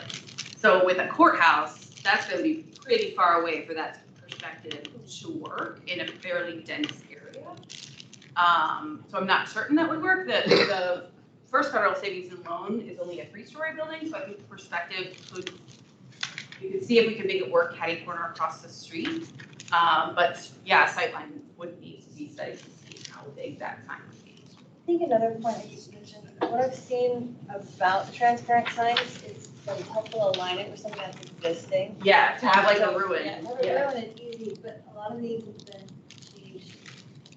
Yeah, it would work with this one because you That could one. show that it had, you know, you could draw that 3rd story. That one, I But love the idea of these, lawyers yeah. row, but it's changed so much that when they make the street. Well, you wouldn't, fine. you would have the buildings etched up against the jail.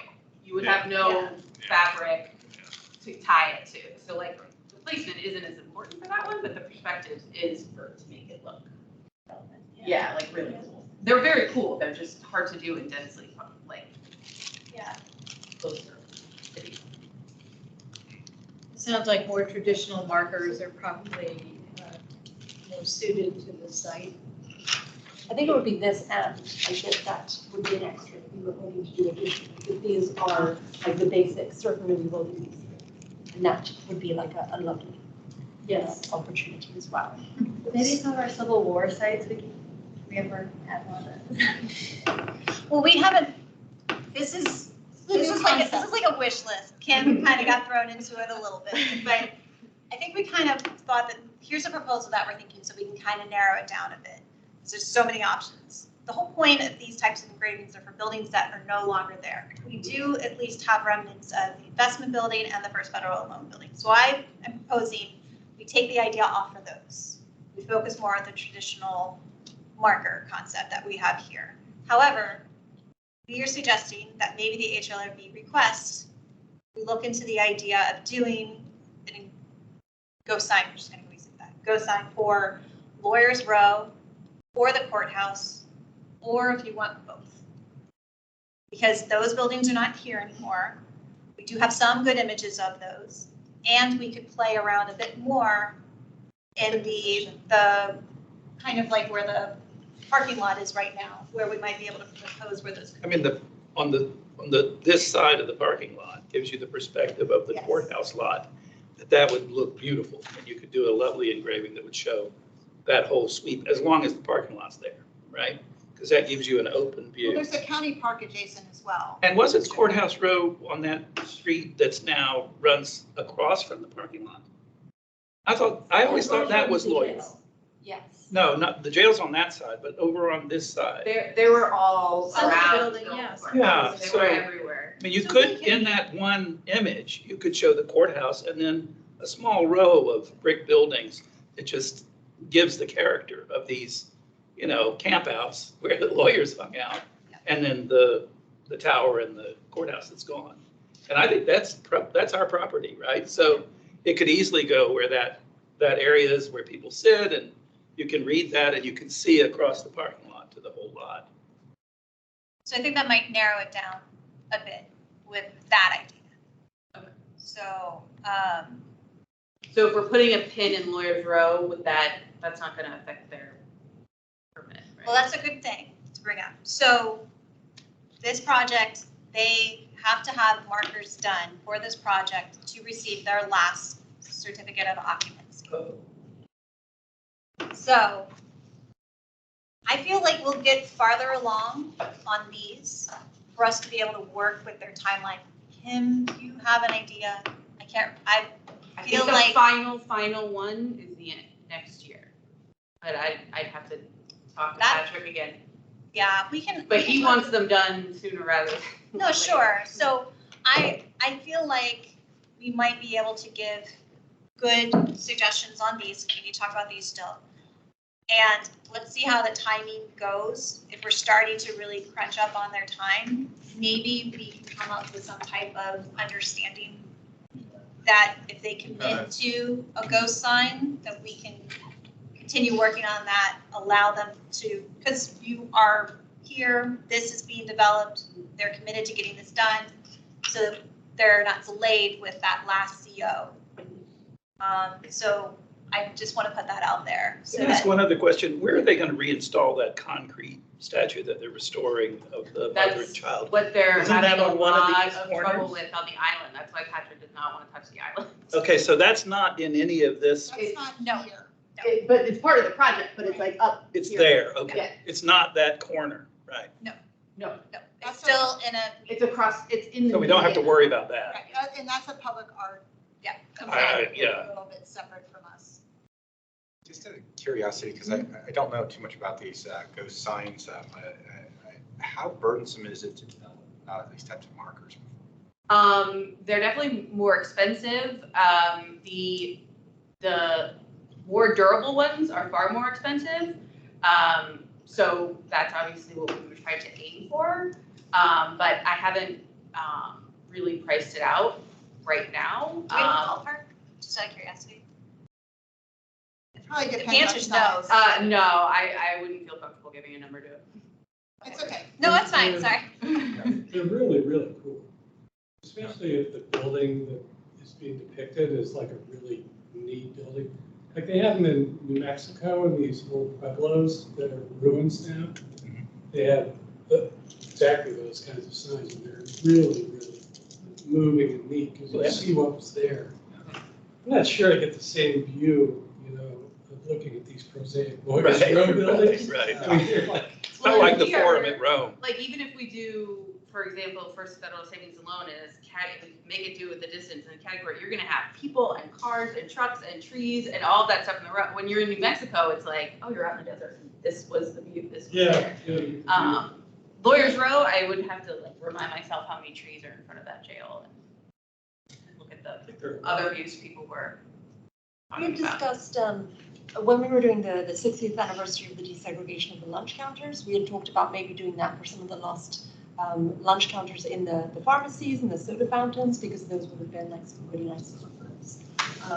Certainly, it's an idea we've been thinking about a while. I don't know if you guys have seen the 1994 Michael J. Fox film, For Love and Money, also called The Concierge. That's where the concept first emerged. I really highly recommend it. But it is like a very cool concept. I'll send you the clip. But yes, I think there are absolutely opportunities for us to at least start investigating this. I guess the only reason I was asking the question is that pursuing this slow things down a lot for you in terms of developing. That's a question about whether or not they can get their COO without one sign finished. I don't know that we could do the ghost sign immediately. Okay. I also don't know what the legal obligations are for them in terms of budget for the 3 signs. If they can say, we agreed to 3 signs, but they were not supposed to be over $50,000. So I don't know the answer to that. So the conditions in the site plan says that they can spend up to $75,000 on markers, which was kind of like, wow, that's a crazy number usually for markers. So, but you're right, like. That also usually- includes our fee though for doing it. Like, it's not just the physical markers, it's everything else around it, yeah. You're doing this for free. No, No, not this time. no, that's true. So yes, there is something where they could state that it's going over that amount, like that, and therefore then we wouldn't be able to request it. We would have to really narrow down how many presents we'd like to have this holiday. So the other thing too is, I don't want to brag the power I have, but I'm the person that says they have met that condition to the person who is checking all these off. So that may run us at risk if I say they have met that condition and they didn't finish the engraver's letting the ghost sign, then that could be an issue. But I also feel that there's a partnership and a commitment that has been made so far. I feel like they would finish the project.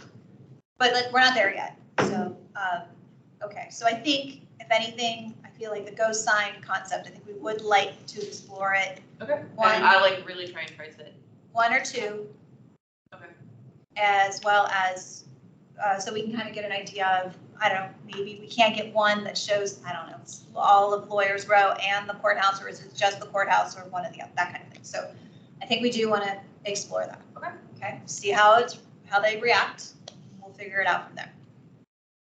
Okay, so now we should talk about these. Yes, so I think if the commission could give Kim some general comments, assuming we're going to have 3 markers with text, if the etched variety ends up not being possible, we have the potential for 3 interpretive signs. And so there's a few different versions. There's some with a map in the background. There's some with a plain background. So I think any comments you could offer on content, organization, images, that would be helpful. And the only other difference that I would say is for the courthouse neighborhood. And by the way, all of this language is the language that was approved at the last meeting with the edits provided by one of the commissioners. And the courthouse neighborhood, there's 4 different versions. One just has less text because I felt like the all text version was just a little too text heavy. I think in general, these are a little text heavy. And then I heard you say that also on the last one, so now I'm really nervous to say that, but open to any suggestions. I agree with that. They're very textbook. Yeah. Like, but it was the same, Lauren and I had the same approach that she mentioned earlier, is that we're bringing it all to you and you guys tell us what you want eliminated. Why don't we focus on the courthouse neighborhood and Lawyers Row one first? I like the underlay, but I wonder if we can turn the opacity of it down a little bit just so the words pop.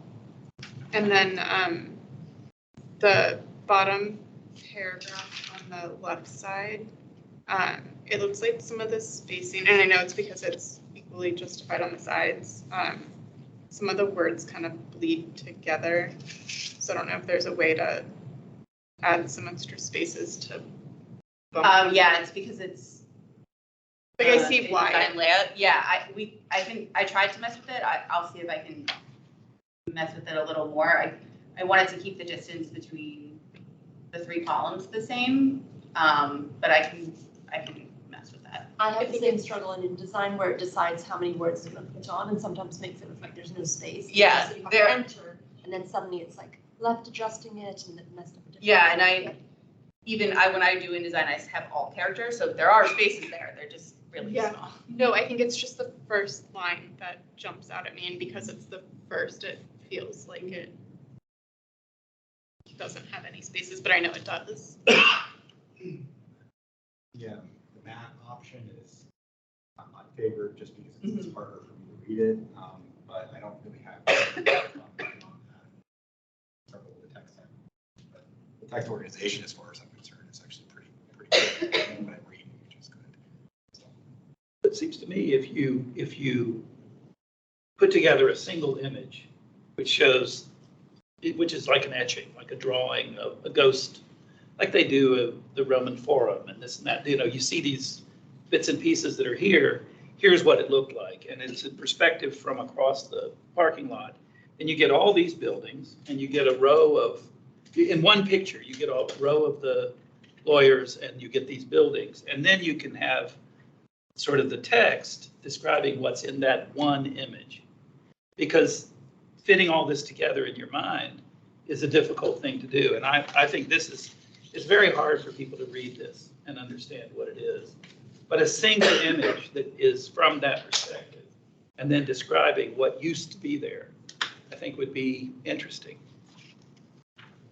And you can use these beautiful photographs for the drawing. I mean, any artist could take these, given a perspective, and turn it into an image that incorporated them together. But it would be more expensive, probably.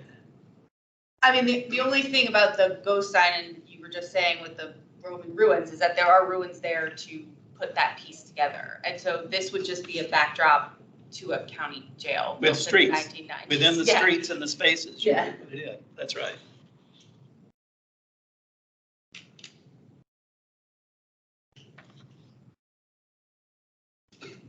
I was very confused by final paragraph, because it talks about the original wing of the building being demolished, but the original building was not a wing, it was the whole building, right? The 1898 wing was demolished. We can change that to portion. What? I mean, Instead of a wing. it's just the verbiage because we talk about wings being added, but we can change that to saying the original 1898 building. But then it says in 1961, a 7-story tower was built. Is that the one that's depicted in the picture, or is that the one that was demolished? No, there was No. a modern, Yeah. there was like a 1960s modern building there. We have images of that, but it's not, we aren't showing it here. I can add on the center top photo that this is pre that building. This is because this So I think a is. date on the center top photo. Well, the photo is undated, but I can say that it's pre that 1971 building. I don't, yeah, based on the cars, it's the 50s, but the photo itself is not dated. So there's no picture here of the 1898. No, the 1898 building is the one with the The one in the tower. center, the Right, tower. no. There's Right no in the middle, picture of the the middle 1961. Just this Okay. piece. So maybe that's So something that's we, pre-demolition. so maybe we should consider Pre-demolition. an image of the 1961 section. I don't know. I'm trying to think if I have one high res enough. I can look. Yeah, I think that would be really neat. I don't know, maybe then you could situate it so that like the courthouse neighborhood with the 2 courthouses is kind of in its own section, and then the 2 Lawyers Road depiction map and picture are really great together, but how Well, I are like these these, laid out? I guess maybe it's not clear enough, but these 2 pictures, one on top of each other, this is Lawyers Row at the front, and then that's Okay. Lawyers Row at the back. Yeah, okay, So you can compare, I mean, I guess maybe I need to make that a little bit more clear in the captions, but like, Yeah. the building here with, the gabled roof is the building there with the gabled roof that was facing directly at the courthouse. Okay. Oh, that's If they were good. facing Okay. each other, Yeah. it might. Yeah, maybe we If could you move moved those the around. Black and white over to where Sanborn is, and then move the Okay. Lawyers Row up, because they were facing each other, that may help. Does It's that, also not a great picture of Lawyers Road because it's so recent, it has all these new buildings in it. I'm sure there are older pictures that don't have those high rises in it. well, there are, Let me look. we do have images, like, for example, like the building number 2, the Jesse building, we have like a close-up of just that facade. We have close-ups of it. I think we wanted to try and show a grouping instead of doing individual images of each one. But there was also to recall, this is like more of a living memory, so a lot of people will recognize this. And it just sounds. And does everybody, Yeah. I love Sanborn maps, I love seeing them, but do we feel that the public will appreciate it? Or that it's helpful, this 1959 Sanborn insurance map on the top right? I think the map is important. Okay. I like it, yeah. I really like Yeah. that. I think the map. Especially if you orient it better with the 2 pictures. I think that would be, now that you explain that, I think that's really cool. I have a question about that too. It says that the 7-story tower was added in 61, Sanborn is for 59, and the tower is the blue box behind the courthouse. Is that? That's the tower, Oh, it does say right? courthouse The tower. pink is the original building, right? Kim? Yeah, I mean, yes, the pink is the original, actually the blue is the Blue at the back. original courthouse tower. It's 7 stories. Or no, the tower 75 feet, yeah, it's the pink. And then, I mean, I can recheck the dates. That's the date on the Sanborn map from Library of Congress. They might have also just known it was happening. A lot Yeah, of these maps, they just It's like projection. also take a 59 map and you can literally see they cut out and add things and Yeah. tape it, and they glue it on. So maybe someone added that at a later date and then didn't update the date of the map, but. Or they knew it was being planned and put it on in 59 Yeah. when they started construction. Kim, I'm thinking that in the second paragraph, starting with before construction of the first courthouse, I feel like the meat of this discussion is all kind of going back and forth with lots of steps that it took in order for us to get the courthouse. And I almost wonder if we could consolidate, starting at as interest grew, and then with that sentence as well as the next sentence, I feel like we could combine those and take out a lot of that detail and just generalize it a bit more like, just basically saying that, how this was a rural area and just how it grew, and the General Assembly that said, here is a courthouse, something like that. So we might be able to simplify it, which would reduce a lot of text. And I had a question for the group too. Wasn't the original name of it the Alexandria County Courthouse? Because we weren't known as Arlington until 1920. So does anyone around the table know? Because I feel like that's probably another missing piece that we should clarify if we're going to be calling it. Yeah, it must have been the Alexandria County Courthouse. Correct. And it's confusing because I was thinking it would say Alexandria County. We have the reference in the text to Alexandria City. But I think we need to make the distinction that this most likely was the Alexandria County Courthouse. When it was built.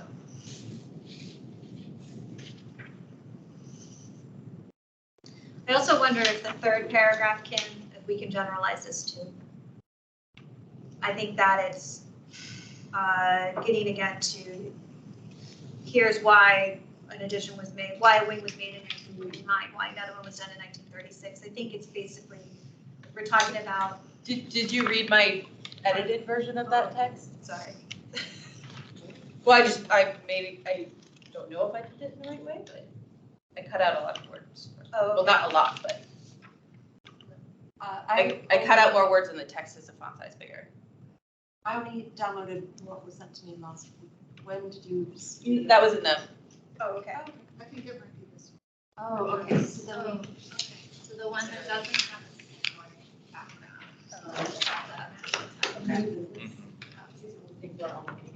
So can, The modern one, yeah. Oh, yeah. Oh, yeah, okay, so you're looking at a version that Lauren saw. I'm sorry. so the streamline. There are two different versions. There are 4 different versions of the courthouse. So the streamline has 4 paragraphs on the left? Yes. The full text that was approved last time is the one with 3 paragraphs. What's on the screen is what's most Three what? updated. This is the more streamlined. Which one? Less These are words neither of and those. bigger font. Yeah. Both versions have with the map and without the map. And this one has 4 paragraphs. This is less text, less words, yeah. Oh, 4 paragraphs is what I want? It's less words, yeah. You have the 4? But that's not what Lauren was. Oh, What you have any more is of the the most? 4s? They're all Winter April. No right problem. now. I've never. I think this one, The 4 paragraphs. on the side. Well, so what you approved last week is the 3 paragraphs, or last, however many weeks ago it was. I just thought it looked wordy, and so I was like, I'm gonna give them an option with less words. So it's the same content, except for a little bit more streamlined. Okay. Yeah, on the, I think it was Cynthia's comment about explaining the change in name of Alexandria County to, I think that's like introducing something that we don't really need to talk about. Yeah, I mean, we're trying to take away words instead of add more. Yeah, I mean, it's, as long as it's not confusing, I don't think you have to tell that story in this. It's a nice story to tell, but maybe in another place. And, we could talk about the Indians being on this land if we wanted, but, you have to kind of cut down on the stories that you're telling. And I think that's not a story necessarily. So you want. People can disagree on that. You don't want me to include the 1872 at all, or? No, I think that's fine. Okay. The way it reads now. But then just put it as Alexandria County instead of city. I think it's just the first sentence on the first paragraph, say Arlington County, parentheses, then Alexandria's first courthouse, and then just talk about Arlington for the rest of it, because it's still within the perimeter of what we know as Arlington. It makes it historically accurate for referring to Alexandria, but we don't need to tell the story. But we can just be honest about what it is. Just say like that name. Yeah. Okay. That's kind of a tough. Yeah, we part of didn't, the we didn't history. even have it in Confusing. there originally, and that was suggested, so we put it in, but we can try and streamline Is there any other comments on this one? Because we want to make sure we give Kim feedback on the other two. So what's next on this? Okay, next one. Okay. Investment building.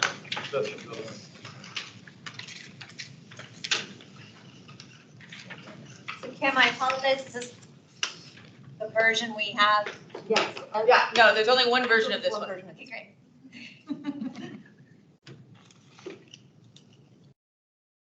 Is this the one that used to be on the corner? No, this is the No. one that used to be in the middle and now it's on the Now corner. it's on This is the one we That's moved. the facadectomy. And Cynthia and I got confused because there's another building that looks so much like this that was in this area. We think probably was built by the same architect. And we were like, hey, we have another picture It of was the like the investment building. twin of the investment building. We're like, no, that's not it. But So it anyways, was that's it. subtly different. And it Sorry. said police headquarters on it. So it was someplace else in the courthouse complex.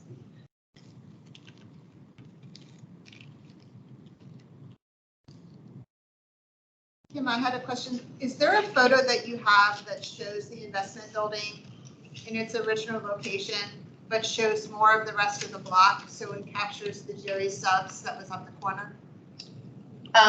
Yeah, I'm sure I have that from when we surveyed back in the day. Because I'm wondering if that would be a better view of that whole streetscape. My eye is drawn to the fence and like the parking lot. Too. I was wondering if you had a shot that was a little bit farther down, that still included all the investment building, but captured to the end of the block. Do you want the investment building just the facade, or you like the I like the west whole, facade, I like west the whole elevation? thing if we could include it, but I just wish we could start it, almost Okay. like move that to the left corner of the image and then show us what's left on the rest of that block, because that's all changed now. So that would really show the before. I think after looking at this, I prefer the version without the map in the background. I think it's easier to, if the map is kind of cool, but I think it's probably easier for most people to read. I've just said the same thing. I do like this light gray contrast or something. I think that's kind of helpful too. Okay. Yeah, definitely. There's a sentence in the first paragraph where it says, investment building encompasses the modern aesthetic seen in many commercial buildings in Arlington. But then on the other one, savings and loan, it says the international style, which is rare in the colonial revival dominated Arlington County. It kind of cut, is it rare? I think or is we it were common? saying that colonial revival is rare. No. You're Yeah. talking about the international style. One says it's rare and the other says it's expressed on many commercial buildings. But there's modern aesthetic, but then there's international style. And we don't have many international style. But they're both characterized as international style. Yeah, I think that might have gotten mixed up when we were switching these around, Lauren. Oh, okay. I'm just pointing it out. Yeah. I'm not No, trying to okay, argue. That's good. It says what it We're says. still friends. I think the investment building is meant to say aesthetic seen on many commercial buildings in the 1940s and 50s. That's supposed to highlight the United States embrace of the international style. And then the First Federal Savings and Loan is saying, we don't have that many. Here's one of them. That was a mistake on our part. So it's supposed to read the aesthetic seen on many commercial buildings from the 1940s and 1950s. Not specifically Arlington, but nationally. So no in Arlington.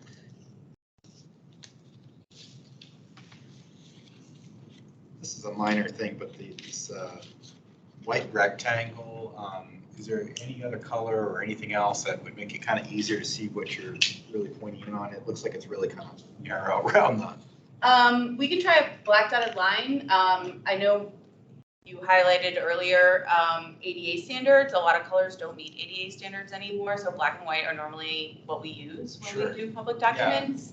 But I can try a black dotted line. Yeah, I don't know, maybe it's the point, but like it's cutting off that 2 and everything else. Is that exactly around what, it looks kind of tight around there. It's hard for me to see. Yeah, the 2 is just the property line. Okay. And if we go above the 2, you might get another building. And then the reason why it's the map is kind of, I'll draw it right to the property line. I just didn't want to cover the ends of the building. No, it's okay. I might just be a misunderstanding. That's why I was asking.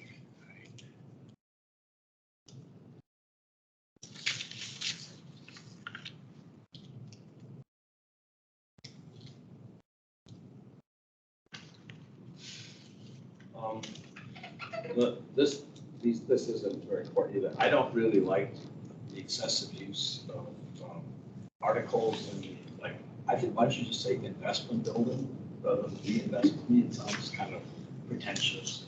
I know it's the investment building, but the investment building sounds like, it's pretentious to me. People use that in these kinds of things all the time. I just, as a stylistic matter, I don't like it. And then, right in the middle, you talk about the international style. When you've talked about it before, you've capitalized the style, and so I think you need uppercase style here, lowercase. And then in the second part, this part about the second paragraph, it says architects, preservationists, builders, and masons work together to develop a preservation plan to document dismantle the building's historic facade that involve just reconstruction of the new. To me, that's like too much detail, and it's like patting ourselves on the back rather than, it's not really the story that, we're telling our own story here, not the story of, I mean, I just think it's That's my influence. I know, but people like to feel that they're important, okay? And so, but you have to look. I think the point of it wasn't to talk about how important it was, but more to the how many people had to be involved to get this building down and put back up. And I think to explain to the public too, who's not familiar, that this is part of the historic building. And there was a process to make sure that it got rebuilt in a different location. But not everyone's going to understand that looking at this building if they've never seen it before. So it wasn't to congratulate our involvement. It's more to explain the complicated process that led to. I know, but I think the facade. this whole thing is about us, not about history. And this looked like we're trying to brag about our own accomplishment rather than. Well, it wouldn't have been preserved but for all this effort. That's kind of, I think, where I was trying to go with it, is that I wanted it to be, I thought that it would be an opportunity for us to talk about how it is a preservation effort to do it. So I think that's why, but you're right, it's going away from our traditional focus just on the history. Right, this is a historic mark. I mean, I think this is all fine if you're having a rededication of the building, having somebody, they're talking about all the people who worked on it, we really thank them, but this type of thing doesn't really belong in a historic marker. The story should be told in a different place, not, because this is supposed to be for posterity, people, they're gonna say, oh, these people were just bragging about all the work they put in, not trying to document. I mean, not that it's not good work, but it's not the right place to tell this story. I think if you change the emphasis a little bit to what process was required to preserve it, even though it had been left in its original location, this would have been necessary. But instead of just focusing on, it was preserved, and this is the process by which it was preserved, and we can still appreciate it today. No, I think it's important to tell that, the facade was moved, okay? It's very important, okay? No, and I think it makes, and also the fact that they're not local historic districts. I think, because we even had a part where we were gonna talk about the HRI on here, and we ended up taking it out and wanting to kind of highlight, these aren't local historic districts. They're not in a National Register nomination, historic district. But wanting to kind of explain, because 5 years, 10 years from now, 5 years from here, people aren't gonna know that this, if we don't point it out, they're not gonna know that this was an effort of, like we said, multiple people. Even using the word preservation is a little, I'm still kind of going back and forth that maybe that's the right word to use. I don't see it as preservation. Because this is really, I never did. because it is not what we see traditionally when we're talking about historic preservation. This is more of an urban design concept. Right. That we have embraced in Arlington County and tried to do better, is really be. So maybe that's something also we kind of think about, is what that title should be. Maybe it's not preservation, but maybe it's urban design. Sounds a little too technical, but Kim, we can work together and yeah, finesse that section together. Okay. Let's go on to the next one. Any other thoughts? We have one more. You're always welcome to send us notes. Send this facade activity. Enjoy yourself. Yes. Make your notes at home. You're welcome to email them to us. Here we are. Last one, first one,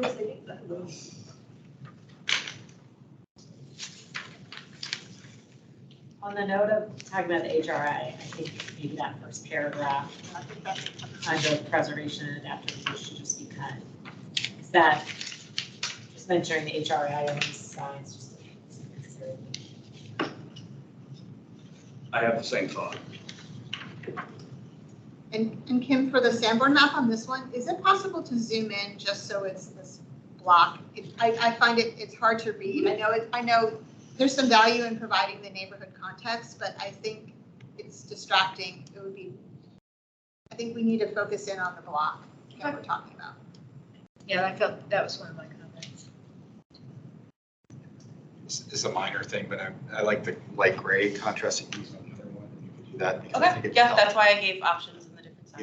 Yeah, and I'm gonna contradict myself, but I think the white actually works a little better. Oh, okay. So, In this one at least, yeah. Well, no, I think my eyes are playing tricks. Stop talking about color. Yeah, I like the advertisement with the undated photo.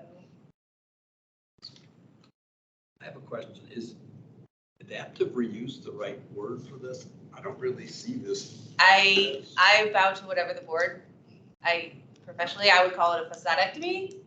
I know that's not a word, we don't want to put in a permanent sign, so You know, I think it's up for debate. I think of adaptive reuse as like taking a church and changing it into apartments or something like this. Yes, that's the think- more traditional definition. Yes, Well, it was a coffee shop, isn't it? but this is going to be residential when it's finished, right? No, this will have commercial space in it. So I don't even think it is adaptive reuse. If you're, it's always been commercial. How is it adaptive reuse? I agree, I would call it a facadectomy.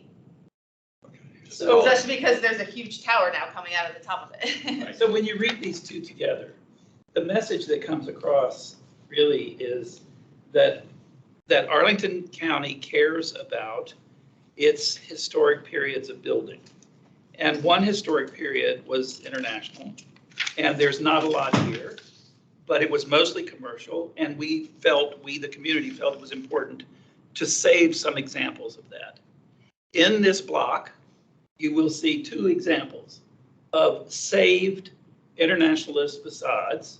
Here's their history, very briefly. I mean, they were just commercial buildings. They weren't anything very special, except that they were of this design style, which is beautiful and aesthetically pleasing to people who really like that style.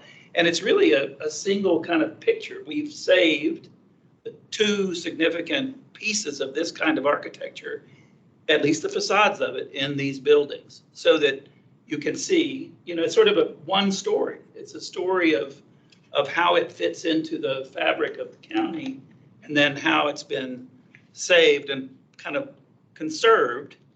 The facades have been conserved in this building, so you can appreciate that style and where it came from and why it was important. And that's what I mean. There's a bigger story here than just talking about a bank and an investment building. I think those are unimportant issues. What we're really trying to say is the county cares about keeping the different periods so you can see them. And here's two examples that we kept. Sort of not even factually accurate. Well, why? It's really the developer's idea to do this. Okay, well, maybe not the county, but the developer. Give the developer I credit. think this one, since it's still on the same site, what you said is more true of this. There was community support for keeping this building on the same corner and saving the facade. The other one, I think it was the developer's idea to move the building from the middle of the block to the end because that's the look they wanted to. The developer would have teared down these buildings Right. in a second. They wanted to. Your sector plan said that they had to look at saving the facades. And so they kept one on the corner and they said, we'll keep the other one, but we're gonna move it. And everyone agreed. That was the compromise. So that's, Yeah, that's that was the accurate. compromise. But to say that the developer did this on their own, No, disingenuous. So it doesn't matter, it's water under the bridge. It was not their I think idea. it's, I mean, the story is a wonderful story.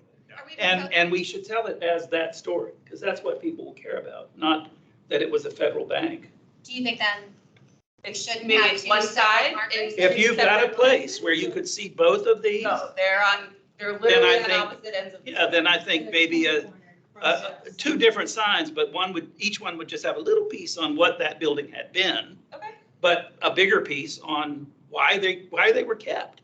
They weren't significant businesses. They were kept because they were significant architecture in this county, which has very little of this. And that's the story that we're trying to tell, right? And that we could work with the developer, right? That the county and the developer, of course, would always tear it down. We won't say that. But the county and the developer work together to keep this example, this rare example in Arlington of this particular important style. And it's been incorporated into this new building and they paid attention and blah, blah, blah. So I think if we're focusing more on the compromise that was done in all different parties and why. And I think we were trying to do that in these two because we knew that they needed to be on the opposite sides of the block, but not repeating. But I just want to circle it back because it's a little different than what you suggested. That's not the history of the buildings. That's the history of the development. So are we okay with that? I think that's part of the history of the buildings now. From here on, it's part of the history of why they still are there. The developers worked with the county, saved these pieces. They're just fragments, agreed. They're just the facades. But they are, in those buildings when they were building them, the facades were pretty much all that was really very interesting because usually they were just brick backgrounds. So I think that, at least personally, I think we came to a good result, okay? And Agreed. I think that somehow this ought to say that, I mean, I don't know if you have to say this is a compromise, but I think what we're getting is much better than what could have been, okay? From a historic preservation, historic preservation. I'll use the word historic preservation because I think it's not maybe technically correct, but I think we're better off. it's a good story. Yes, it's a good story. It's a good story all the way around. People who like history and architecture, I think we're in a better place than very well. Well, it's also an important lesson that the public should know because they don't really care that much about what happened in these buildings. I mean, maybe they do, but I think the message that is worth conveying and trying to imprint on the public is that these buildings can be saved this way. And the design is takes- important. it takes- Urban design is And it important. takes time and effort, and, that's the reason it's still, at least the facade is still standing. I That think is it's an interesting. It's a great story. About like changing public history. Public history is not going to look the same in Arlington, which is a much more modern community than many across America. We're doing it differently. This is how it looks here. This is how we've chosen to continue to integrate our history into our changing Right. developing community. This is how we got to where we are. So I think, so obviously, Kim, you're obviously coming back.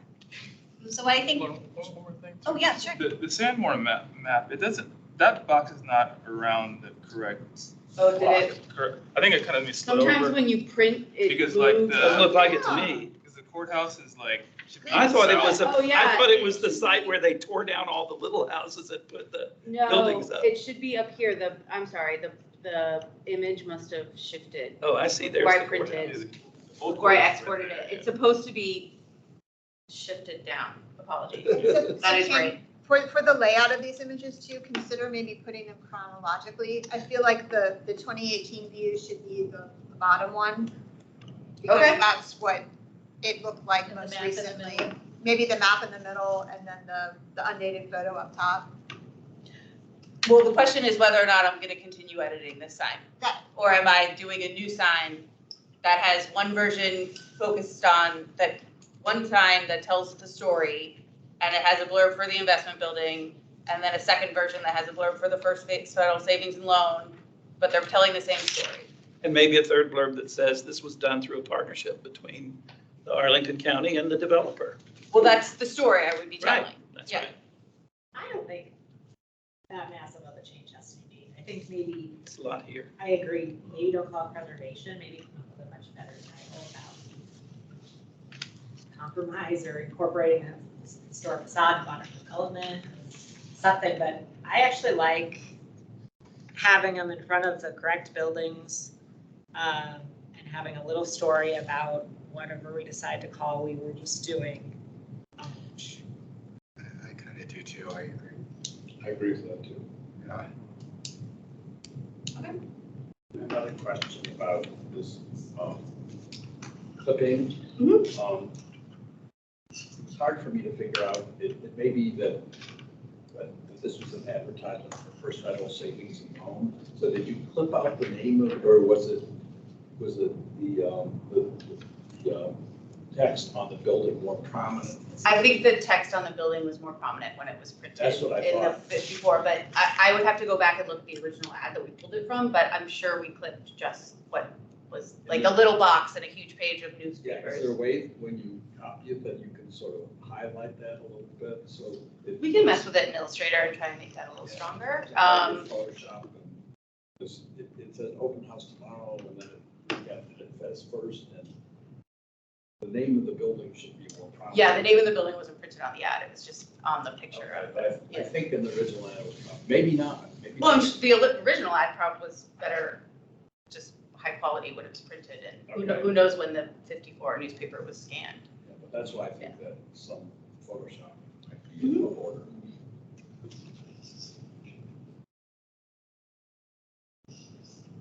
Take it away, Lauren. All right, so we will meet, Okay. we will assist.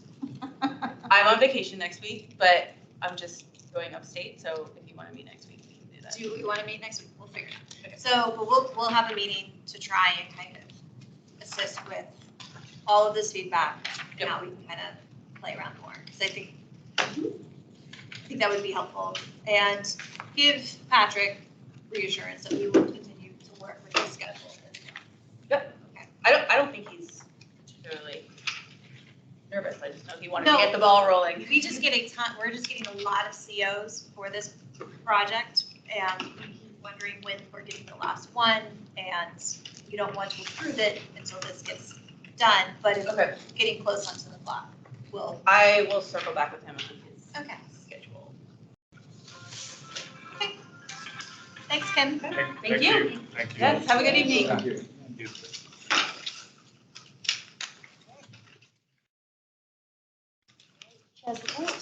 Just report. Just not whole lot of reports. Just want to thank everybody for making today's meeting. It was better attended than the last meeting, so I'm happy to see that. So appreciate that. Other than that, not too much to add. I don't think. I'll pass it over to staff report. Okay. So really quickly, just wanted to give you an update on where we are with the update to the Historic and Cultural Resources Plan. So we took the request to advertise to the Planning Commission a few weeks ago. Thank you to Joan for representing HLRB and making a statement. That was very helpful. And this past Saturday on the 14th, the County Board agreed to advertise the official public hearing. The request to advertise stayed on the consent agenda, which was great news. And so we are in the final home stretch. We have 2 more public hearings. We're going to the Planning Commission in a few weeks, followed by the County Board adoption hearing. And I think we have our chair and vice chair on standby to help us with the HLRB representation for that. So we are so close.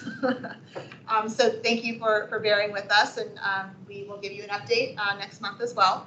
And I wanted to mention, please, in your emails, I believe this week you got an email from Serena that has a very short questionnaire for you to fill out. It should take you less than 5 minutes. I think a few of you have filled it out. Some of you have not yet.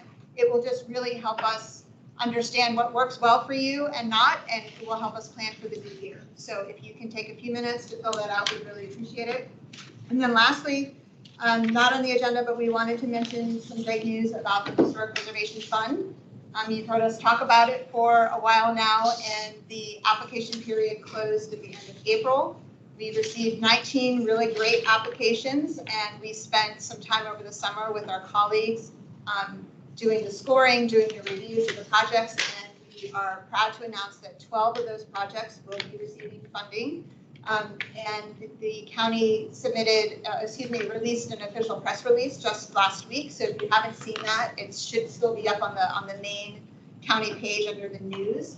And I want to thank Lauren for all of her hard work behind the scenes, working with all of the grantees. We waited so long on the press release because we needed to get all the grant agreements signed on the dotted line, finalized, all the scopes and everything, the budget's figured out.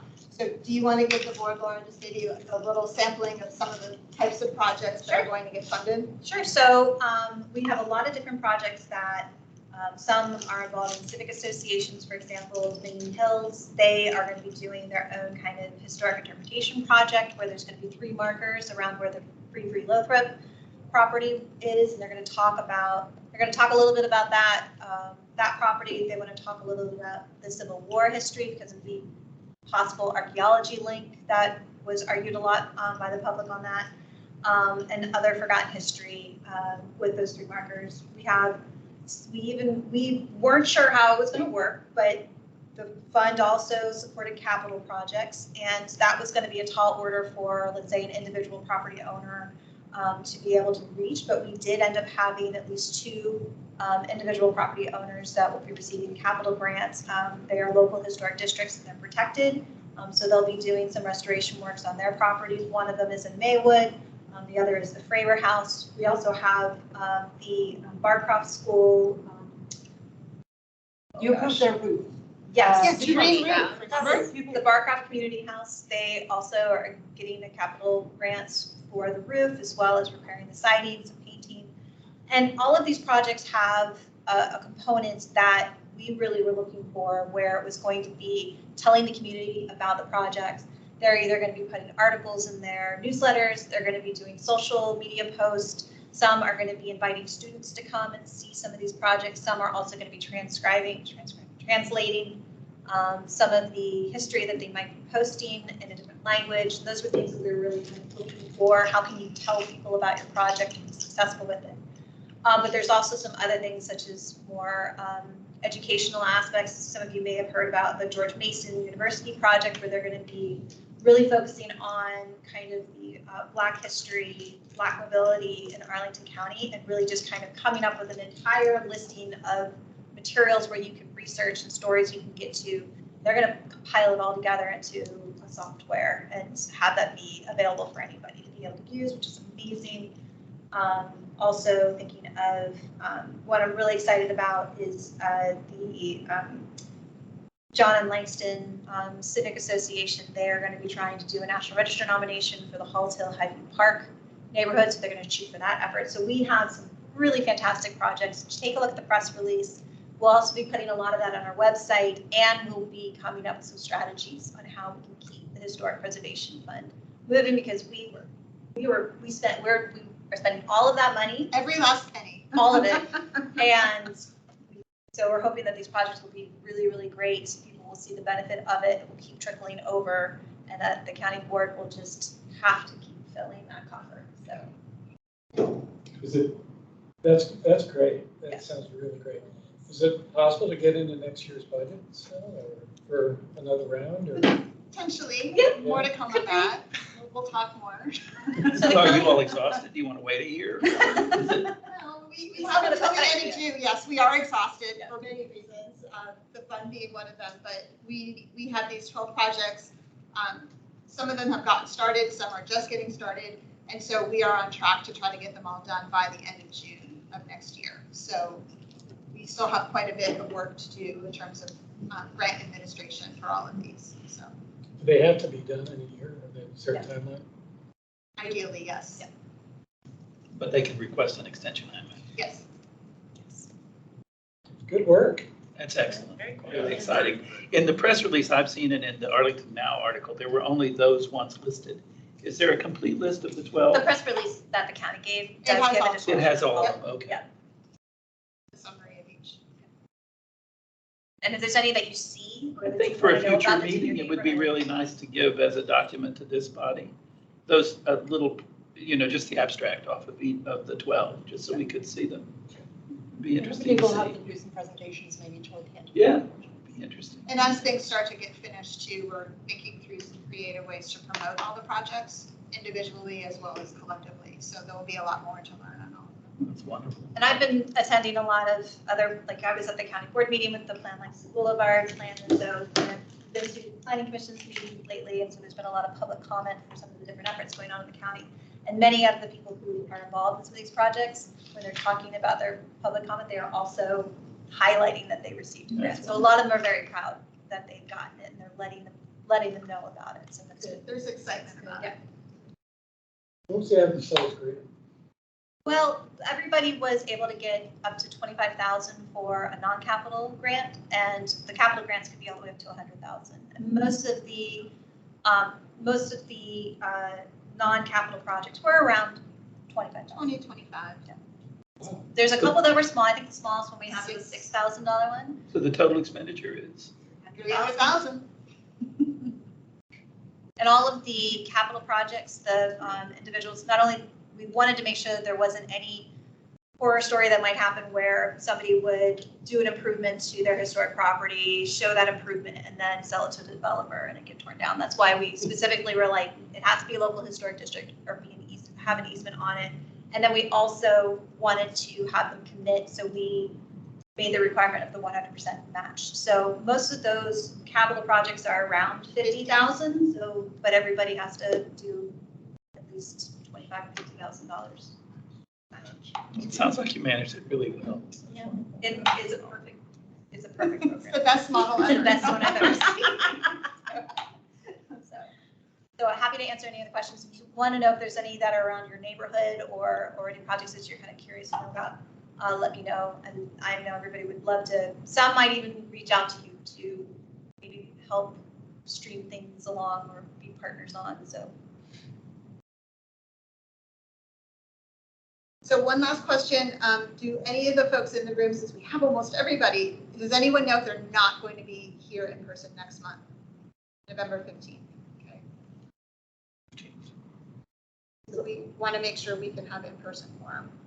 And then I have secret slides at the back end of this showing some of the haunted locations in Arlington. Because it's seasonal, we have no time. So I wrote a blog post for the library a few years ago. I'm going to send you the blog post you can read about those and the hauntings if you would like to go and see them. There's one at Wakefield. Wait for the high school. We'll just go through them real quick and tell us what they are. Okay, so there is a little girl at the Overley Pool. She died of typhoid in the early 1900s, and she haunts it. She's meant to be very friendly. Even the new building? Even the new building, yeah, the pool area. The pool area. This is Arlington Hall. There's a woman who is on her way to a party. She stops at a mirror and looks in the mirror to make sure her makeup looks good, and then she disappears down the stairs. This is the chapel at Arlington National Cemetery, and there's, again, apparently just women haunt things. There's a lady who's waiting for her her soldier beau to come back from the war, and he's lying in a state in the chapel. And then the Wakefield, apparently there are very playful ghosts there in the theatre, and they will turn the lights on and off, they will turn the music on and off. And it's meant to be good luck for a theatre to be haunted. But I'll send you everything, there's a few more different sites.